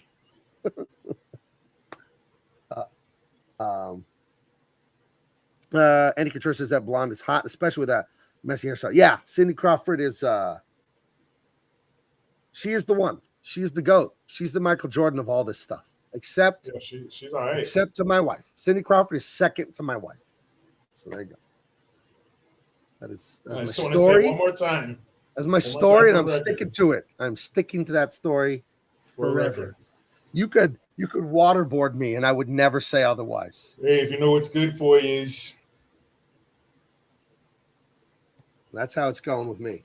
Anyway, John Rambo's a great movie, and our good friend, eater of British food, Matthew Marsden, plays a badass sniper in it. And did you know, Matthew Marsden told me this, and it's no secret because I've seen him tweet about it, that the plan was to pass the Rambo movie franchise to Matthew Marsden as the British, badass schoolboy. And he was supposed to be where the Rambo movies went next, and for whatever reasons that didn't happen. But he said part of the proof of that is when he's climbing that tower in the rain and he has that knife to kill that guy. It's the Rambo big old knife with the compass in the handle and the big serrated blade. And he wasn't holding that knife in real life. In real life, he had this thin SAS British assassin blade, and they CGI'd in the Rambo blade as like a little wink of he's going to be the new Rambo. So there you go. They could still do it. He could be the old schoolboy, like the grizzled, what is Matthew, about 52? He could still do it. Cool. Moving on. Number 3, Cobra. Crime is the disease, or you're the disease. Crime is the disease, and I'm the cure. I'm the cure. We love this movie. We love this movie. That gun, there were so few of those guns made. I saw a YouTube video. I watch a lot of YouTube videos about guns because I'm a proud legal gun owner. That is a horrific gun that doesn't work very well at all, and very few of them were made. I forget the name of it, but I watched the whole video on it. It's a piece of crap. It's like dangerous and doesn't work correctly, that gun, but it looks cool as hell. And it sounded weird. Like it had a different sound to it. Yeah, it's very ugly. But the big laser sight, that's the 80s right there. Now you could get a little tiny sight, a couple inches long, put on the front of your gun.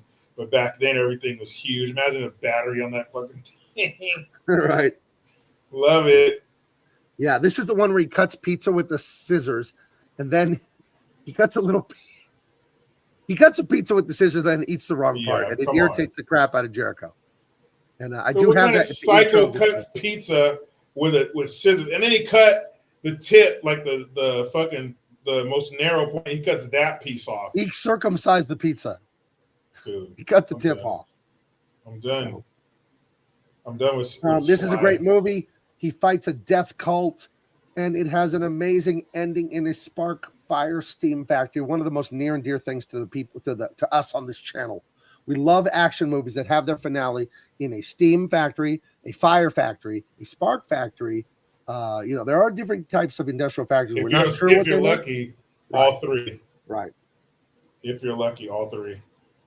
Yeah, Weapon X says this movie was originally Beverly Hills Cop, but Stallone didn't envision it as a company. Yeah, that whole Beverly Hills Cop, Terran Beverly Hills, Cobra thing, it's kind of a mismatch and all that. But yeah, Beverly Hills Cop was originally, at least I think, co-wrote or co-envisioned by Stallone, or I know was at least offered to him at first. And then his brother, Frank, ended up doing a movie called Terror in Beverly Hills. That's a much more serious action movie.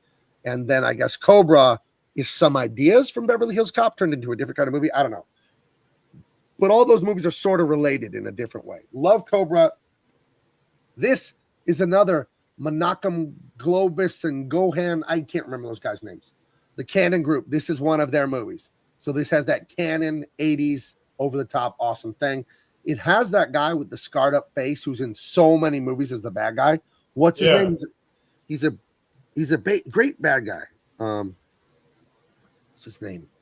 The same guy from Last Man Standing. He's in a million movies. What the hell is that? Brian Thompson. He's the same guy Star from this one. Yeah. Right. And the Blade. Yeah, there he is. You recognize Brian Thompson. He's been in a million movies. He's on the X-Files. Lionheart. Yeah, he's in so many things. And the knife he has, the big jagged knife with the spiked handle. Go check out Cobra. It's an awesome movie. The opening scene in the grocery store with the criminals, you just love it.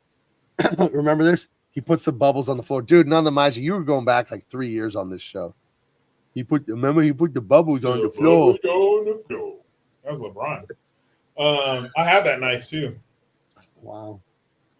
The car in Cobra was actually Stallone's car. Oh, that's right. That's right. I remember learning that. Yeah, this is a fun one. Go check out Cobra. It is a Canon Group film, so you know what you're in for.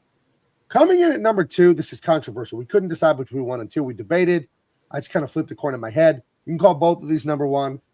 I think this is number one. Jericho thinks it's number two. Jericho thinks this is number one. I think it's number two. So whatever. Rocky. Yeah. And my wife's name is Adrian, actually. Why don't you come in? What do you need, dear? Nice to come in here. Is Brian Thompson in Highlander? No, he's not the bad guy in Highlander. The guy with the skull helmet and all that. No, he's not that guy. Be cool if he was, man. Be cool if you did. Cool if you did. Everyone knows Rocky. This is one of the greatest underdog movies. I typically don't like sports movies, but I do like Rocky as a sports athletic movie because it's not even about that. You know who he is. He's a little goony mafia enforcer who dreams of being a boxer. And Apollo Creed gives a random person in Philadelphia a chance. And he goes all the way and doesn't get killed or knocked out. He loses, which is an amazing piece of writing by Sylvester Stallone. That's actually very sophisticated storytelling because I think him losing the fight to Apollo actually enhances the heroism, the determination, and the grit of the character. Because it's so unbelievable that he would defeat like a world champion. Like, what the? No. But he stood there and took the punishment. It's amazing. I love Rocky. It's one of the great classics. Everyone is great in it. His girlfriend, Talia, what's her name? Talia Shire, and her brother, Paulie. The characters are great. The mob boss guy with the glasses and like the fur coat. I love him. This is a good one. I really like Rocky. It's such a good movie. You got thoughts on Rocky there? Well, Rocky, of course, it's a good movie. I'm not saying that at all. And it's Rocky. One of the greatest movies ever made, iconic. But I just wouldn't put it as my number one. I didn't see Rocky again until I was an adult. So, anything you're tying to your childhood, you have that nostalgia factor to it. But I wouldn't put that big of a fight up if we're this word put it number one because it's Rocky. And then he ran up the stairs in the first one, right? Yep. Yeah. And in the second one, he has the press conference with Mr. T on the stairs in the second one. Yeah. When he tells Adrian, hey, "I'll take your wife. I'll show what a real man is." Hey, you want a real man? Hey, it's my word. Can you imagine someone saying that to you and your wife right in your face? Dude, Mr. T would have broke her off. Yeah, he wanted to. He would have. But Mr. T would have broke her off, though. Broke her off. Yeah, that was 1980s. But yeah, it's Rocky, man. What are you going to do? Yeah, and Stallone did win the Oscar for Best Original Screenplay, and he fought for this. They offered him all this money, but they were going to take the movie and make it, and he wasn't going to be in it. He's just a writer, and he's like, no, I have to be in this. This is my movie. So he turned down like the initial deals and bargained, and he got himself in it. And I think it sucks what's happened with Rocky where he doesn't control the rights to it. And now they go make those Creed movies and they cut him out of the last Creed movie, Creed 3 or whatever. And I'm glad it flopped because how dare you make a Rocky movie while Stallone is alive and you don't put him in it? How dare you? Yeah. You got to appreciate the guy that made it up. I know you own it and that's legal. We're humans. I know the contract is the contract, but geez, Rocky is Sylvester Stallone. Creed is cool. It was a fine movie, but it's nowhere near Rocky. When Hollywood wants to be a filthy whore and just, try to wring money out of something. Right. That's what they do. But what is the point of taking Stallone out of Creed 3? What is the point of that?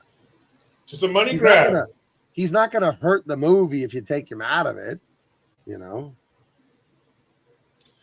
It won 3 Oscars, this movie, Rocky. That's amazing. Jeez. And number 1A, so 1 and 1A, Stallone, First Blood, based on the novel by Richard Morel, who's still alive, by the way. He's like in his 70s or 80s by now. I don't know what else he wrote that was huge, but that's it. I'm gonna spoil the Rocky book for everyone. Ready? You're gonna get spoiled. He dies at the end. No. The top of his head gets shot off by Troutman. Yeah. And it's a different thing, the book. But it's the same as the movie, but there's some big differences. And the book is freaking awesome. The book is insane. The movie's insane. We love the movie. He's a Vietnam vet. He's home. He's just got so much PTSD. He's wandering through the countryside, and he wanders into some little, one stoplight town. You got Sheriff Teasel, big king shit of nothing. Sheriff Teasel, played amazingly by Brian Dennehy. I mean, this guy is that authoritarian, evil, abusive kind of father archetype, just abusing his authority and no sympathy, no regard, just a soulless piece of shit who gets off on cruelty. He's so good as the bad guy Teasel, and he drives Stallone insane.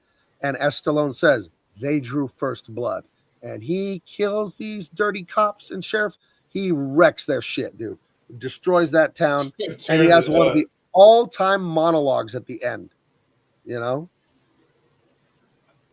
Great movie. Yeah, when he starts talking about how the Viet Cong rigged this shoeshine box with explosive and killed his friend, and how his friend was splattered all over him, and he said, I can't feel my legs, dude.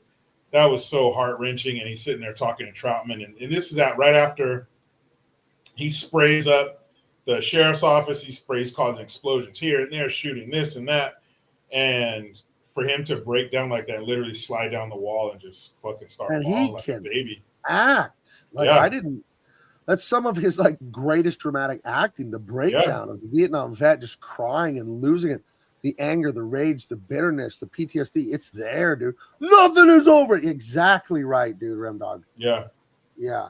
And he, just fucking balls his eyes out, man. Not only what he was going through then, but everything before, when he went to visit his buddy and found out he was dead. And, he talked about when they came back from Vietnam, people were spitting on, calling them baby killers. And holy shit, all of that just came to a head in the scene. And he just started bawling, man. But what's cool is, even though he was in the middle of that whole breakdown, if somebody came in there acting a fool, he'd snap right out of it and fucking shoot him in the face. Right. So, he got stupid king shit up, as he called him. Well, Sheriff Teasel tortures him on purpose over nothing, to be a dick, to be cruel, because he just says, I don't like your look. You don't belong in our town. Get the F out of here. That's not legal. You can't. It's a free country. You're a free association. And he goes into a diner and he wants 2 burgers and a Coke. That's it. Won't let him have his effing lunch that he's going to take in a bag and go eat somewhere. I don't know if it's in the movie or in the novel, but the waitress says he wants 2 burgers with lettuce, tomato on it. He wants everything on it. And I love diner lingo. I don't know if you know this about restaurants, but they'll have code words to describe something in an order so they can say things faster and more efficiently. And in the book, I believe she says 2 burgers, drag them through the garden. And I was like, I love that. I love that line. Drag them through the garden means put lettuce, tomato, means put everything on them. And check out the book by Richard Morel. I love books, guys. I just did 3 books in the last week. The Alan Grofield mysteries. It's the same guy that writes the Parker novels that I was talking about that I love. The movie with Jason Statham, Jennifer Lopez, the movie with Lee Marvin called Point Blank. Same guy. Donald Westlake is just the greatest crime writer. I just finished the 4th Grofield novel in 2 weeks, I believe. And Alan Grofield, he's a criminal. He robs banks or robs armored cars. He doesn't rob people. And he's an actor, and that's his passion. And he has a big barn theater in Indiana somewhere. And he does summer stock theater all summer with his wife, who's an actress. And he does a big crime once every 2-3 years, so he has enough money to live on to be an actor. I love it. And he's a friend of Parker. He's also in the Parker novels. But Grofield, and he is married. He has a wife at home. But he's still a woman slayer when he's out on the road being a criminal. I love the Alan Grofield novels, dude. So really good stuff. But then I love books, and the book by Richard Morel of First Blood, fantastic book. Oh, what an ending. Yeah. My aunt made a documentary on Vietnam vets in the 80s. I think she got an Emmy. Dude, that's awesome. Yeah, I think a big part of the hippies and all the boomers rebelling against American culture, I think Vietnam had a lot to do with it. Because I think they were old enough and smart enough to see hey, our parents are sending us off to Vietnam to die for nothing, for money. This isn't legit. Fighting communism. It was bullshit. It was just and we see that now, the global war on terror, Ukraine, all the stuff. It's it's money. It's abuse of our soldiers. It's total abuse of them, So, and I think that's a huge cultural thing with the baby boomers and why so many are left wing and hippies and all that. Because you see the anti-Trump rallies out on the streets, it's old people, it's boomers. Isn't that crazy? Right. That's so crazy. Like, man, I can't get over that. You're supposed to know better. We're supposed to be able to look to you for wisdom and knowledge because you've been where we're going. And you're out here falling for this shit, saying this stupid shit. That's so disappointing. Dr. Drew, Adam and Drew, and I should be going on Dr. Drew's show in a few weeks here. I'll be a guest on that show. I should be. I've been talking to his producer. She's a friend of mine. And he's saying just the other day on Gutfeld that he believes TDS, Trump Derangement Syndrome, is a marker for narcissism. And I really do believe it. Because everything you see about Trump and all the fake news and all the stuff, if you still believe the fake news about Trump at this point, it just means you're too narcissistic, too egocentric to just admit you're wrong. Like all the Russia stuff, all the 34 felonies, all the stuff that is come on. That we've been saying was untrue for years, that is now like proven it's untrue. And you're just like, no, it's still true. You voted for a felon, an abuser, blah, blah, blah. And it's like, okay, fake news, right? Yeah, come on. And you know it, and I know it, and you know that I know you know it, and you still just repeat it. That's just your ego. You're just a narcissist, dude. And the willful ignorance is so crazy. And what was it? Putin even admitted the other day. He said, yeah, if Trump was in office, this shit would never would have happened. Of course, you guys, you had a feeble little pants shitter in there. Well, of course, like it's like when you see something so cheap, you don't even want it, but you gotta buy it. 2 for 50 cents. I gotta do it. So if you have this moron, this dude whose head is full of fucking porridge running the country, I don't want to invade him, but I kind of have to because it's so easy. My favorite Biden quotes, there's 2 of them. There was a time he was running for president. He gave a speech. I even made a hat of it. I love making custom hats. The hat I'm wearing on now, you go on Amazon, you just put some artwork on a hat or some words, and they'll print it up for you and ship it to you. There was a time he was talking about run against Trump. This is like 2020. And he said, Jerusalem and Empyrean. You remember that? Yeah. I made a hat that says that. Yeah. But remember my when he favorite, go ahead. The greatest Joe Biden quote of all time is black kids are just as good as smart kids. Right? You know what he said? Black or how did he say it? He said something like that. Poor kids are just as smart as white kids. Right, that's it. Poor kids are just as smart as white kids. Yeah. You're like, hold on. Duh. Hold on. That's not, we wasn't supposed to say that? And what else did he say? Whenever there's something that you really care about, never mind.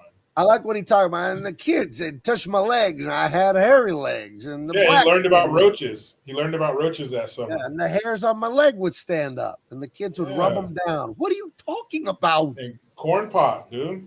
Corn pop was a bad man. Oh, here's the greatest one. Yeah, the showstopper. You don't vote for me, you ain't black. You ain't black. And he said that in front of a black person who claims to be all, this and that, and Trump's racist and black people and people of color. You didn't say shit, you fucking punk. Pussy. Punk ass. How could you sit there and let someone say something like that to you? You punk bitch. Because he's a punk bitch. That's why. You's a bitch. You're only talking. I'd be like, wait a minute, what do you mean by that? Hold on a second. You can't leave? What do you mean by that? That's that liberal racism that they have where it's like low expectations for us brown and black folk. Well, they want you to believe that the real racists have mullets and they drive pickup trucks and they got Confederate flags and ain't not my sister. That's what they want us to believe. But the real racist, and that kind of racist you can see coming a mile away. I almost respect him more that he's wearing, his battle gear on the approach, so I know what I have to deal with. But these ones, no, poor kids are just as smart as white kids, and it's not their fault. Slavery and affirmative action. That's real, the bigotry of low expectations. That's the real bullshit. I was talking to my brother Abe about who the real enemy is, and it was like, you got the liberal feminist woman, right? And I'm like, nah. Ugh. The conservative feminist woman is actually worse because she's pretending to be your ally. And then when the rubber meets the road and the shit hits the fan, she's just another leftist. She just infiltrated your side. Or I think the rhinos are more aggravating than the Democrat politicians. At least the Democrat politicians being honest about what they're doing. The rhino's like, I'm on your side, but I just vote against Trump all the time. You know how it is. So I don't know. Those are the deceivers, the snake who slithers up next to you. No, they're worse. They're worse. than somebody who's, yeah, I hate that person or I hate you because of whatever. Like, I respect that. I know where you stand. They're even worse. The worst thing that ever happened to this country is the white liberal. None of the Myers says they used to soak their straight razors in the rainbow and then bang them on the curb. That's another Biden one, I guess. Loved it when Charlemagne had Larry Elder talking about the N-word wake-up call. Oh, dude, Larry Elder served that dude. Larry Elder's the black face of white supremacy in California. Dude, served that fool in his own show, and they were so stupid. They shouldn't have been there. They were not intellectually even close to his level. No. Most of the shit he said went right over the head. They're so dumb. They shouldn't even have been there. They were too stupid to be in that room. Right. Andy Contreras says the worst is when they find out you're a Trump supporter, but you ain't white. They go forward. Oh yeah. I had a white liberal telling me on Twitter or something the other day, I better carry my passport with me and all that because they're gonna deport people like you because of your ethnicity. Uh-oh. And I'm just like, oh, so you're saying there are certain things about me that aren't great because of my race, huh? There's a word for that. There's a word for that. Yeah. Interesting. But nothing more racist than the white liberal. Nothing more racist than that. And you have to, number one, get people who are going to carry that out. You have to get agents and stuff, ICE and all that, who are willing to grab an American citizen and throw them out of the country. That's number one.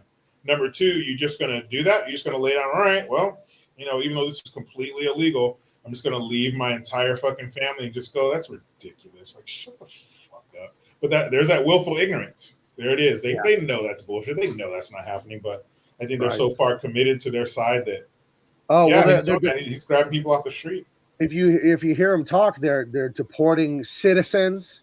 Citizens are just being sent abroad. Yeah, just because you're the wrong color, you're out of here. Right. It's like, what would it be like to be that stupid? Like, why would you, like? I want to ask them. Did you mean to say that out loud? Is this really embarrassing for you? Not one damn legal citizen's gonna be deported. You know that. Yep. It's not hard to say, look, here's my license, here's my birth certificate, here's my whatever, proof that I'm from here. Yes, I'm a citizen. Yes. There's proof. And what are they gonna do with all the houses and stuff that people like you leave behind in your cars? They're just gonna sit there until you get back, or they're just gonna what do we do with all that stuff? Well, they could import some more people who don't belong here and give it to them for free. So I guess so. That's what they want to do anyway. Pieces of shit. Yeah, I don't know. If I was president, I think I put a freeze on immigration for like a couple of years and straighten this out. Freeze it for a couple of years and then remove everybody that Biden let in, and then we can go back to merit-based, thoroughly inspected immigration of people that are going to contribute to this country. And you have to assimilate. You cannot come here and be your country and then like turn ours into yours. Nope. You come here and your brain is now American. You think American, you act American, and everyone knows what that means. Don't play with me. You know what that means. And you want to be here, then you're one of us. You don't want to be one of us, get out. Get lost. And this is not a new idea. There used to be a place called Ellis Island. There used to be a port of entry in Seattle. So this is not a new idea that Trump said, wait, what? Deport? Merit-based. It's happened before. It happened a long time ago. That's the way it should be done. And we have enough people here. So, yeah, moratorium on immigration. Thank you. Right. I saw that thing with Charlie Kirk at Oxford, and he asked him, name a U.S. citizen been deported. And the one says that, kill Mario Brega. He's like, wrong. He's a citizen of El Salvador, and he's here illegal. He's not a U.S. citizen. Isn't he the Maryland father, right, Jericho? Something like that. The what? The Maryland father that Trump deported. He's a Maryland dad, man. He's just a hard-working, baseball cap wearing, apple pie eating Maryland dad. That's all. Yeah.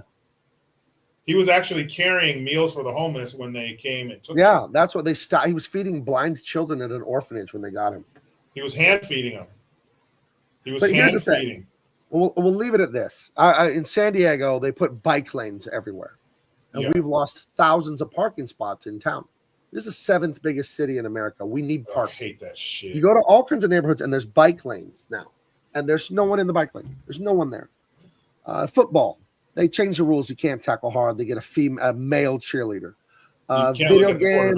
Video games, comic book movies. They take away super sexy women. They give us ugly women and gay dudes and all this stuff. and so on and so forth. You shouldn't eat meat. You shouldn't drive a big truck that burns gas. You shouldn't do this. Do you notice a pattern here? What it is, they don't believe in anything good. The things they want to do, the bike lane, it isn't good. It isn't to help anything. It's to say fuck you to you. Because these are resentful people who hate happy, successful people. And they want to kick your sandcastle over out of resentment. That's all this is. That's the communism, leftism is, why do you have it? I'm so mad that you have it. Let me destroy it. That's what the bike lane is. That's what the ugly people in the video games and movies are. That's what it is. It's hatred, and it's not about helping anything. It's about the cruelty. That's why they do it. They want to be cruel to you because they hate you. They want you dead. They want you broke. They want you homeless. They want you destroyed because they're so resentful. You know, and we just need to push back. We need to push back on these people. Just tell them to F off, get lost. You know, the whole cancel culture, all of it, just get out of here. Shut the fuck up. Get away from me. You know, that's the no more big boobs on the characters and flatten their butts and make them less, no more cleavage and no more. We're going to take what you like and destroy. Fuck you guys. So right. And no more awesome masculine heroes like Rambo and all that. Then they put out Top Gun Maverick and they can't stop printing money. Right. But they're mean. Those guys are mean. But yeah, it's about the cruelty. When Lisa Simpson says, I brought gazpacho to her dad's barbecue, and she brings salad and tomato soup. It's not that she likes being a vegetarian. It's good for her health. It's, I hate you for enjoying meat. I hate your happiness. That's what all of that stuff is. It's, oh, you live in a nice upper middle class neighborhood, Gabe. Let's build a bunch of low income apartments in it. Not because I want to help low income people, because fuck your nice neighborhood. That's why they do shit like that. It's exactly why they do it. Build a bunch of fucking bike lanes. Jeez. That you never see anybody in. Who's more annoying, by the way? The bike people or the vegans? Like, who's the most annoying? The atheists? Like, can you imagine a vegan bike atheist dude?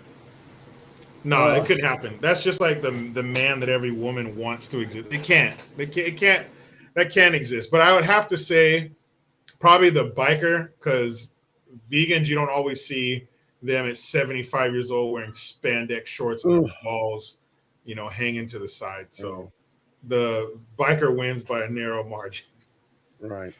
You don't win friends with salad. You don't win friends with salad. That's a famous saying. That's from that episode of The Simpsons.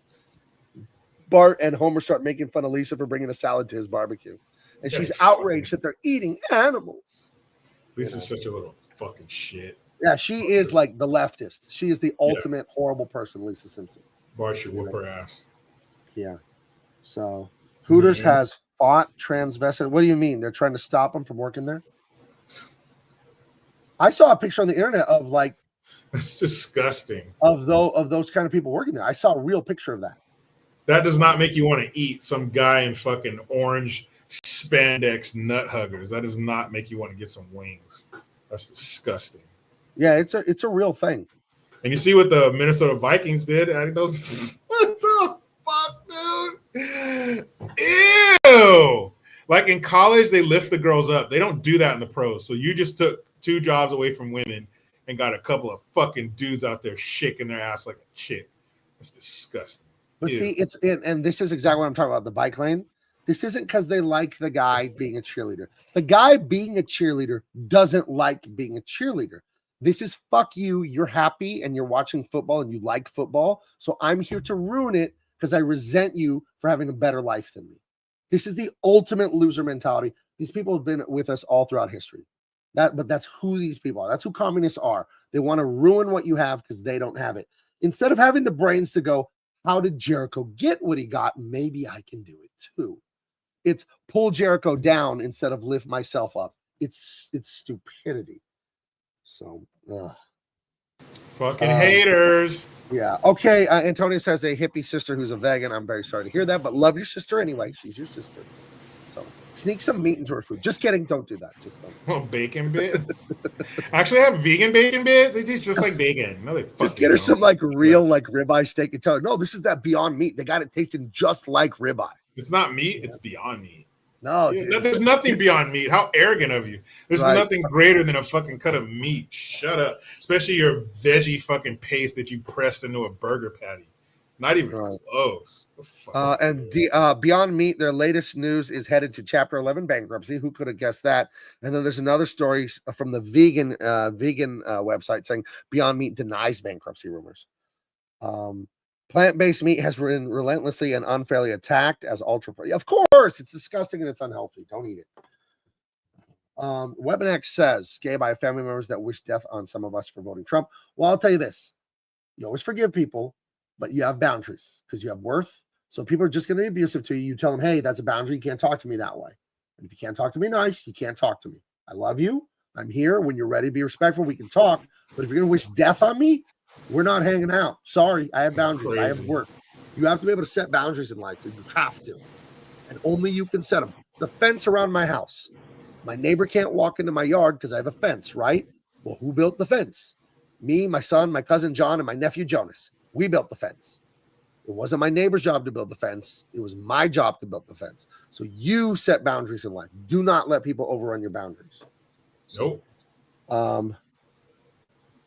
Heather says that Hooters hires fat trans women. All right. Well, gross. I guess it's been a while since I've been there. I just puked in my wings. Gross. So I haven't been to Hooters in probably like 15 years. I only went there like 2-3 times. Not good. Not good food at all. So I mean, you're going there. How for hard the is a Hooters, hot not wing? wings. You're frying marinated chicken and saucing it, and somehow it's still not good. So, I don't know. Heather says she's high on sleeping pills. Well, be careful. All right. Please. Thanks for hanging out. Please don't mix it with wine or anything else. Don't do that. Hey, Heather, do I sound weird? Don't do that.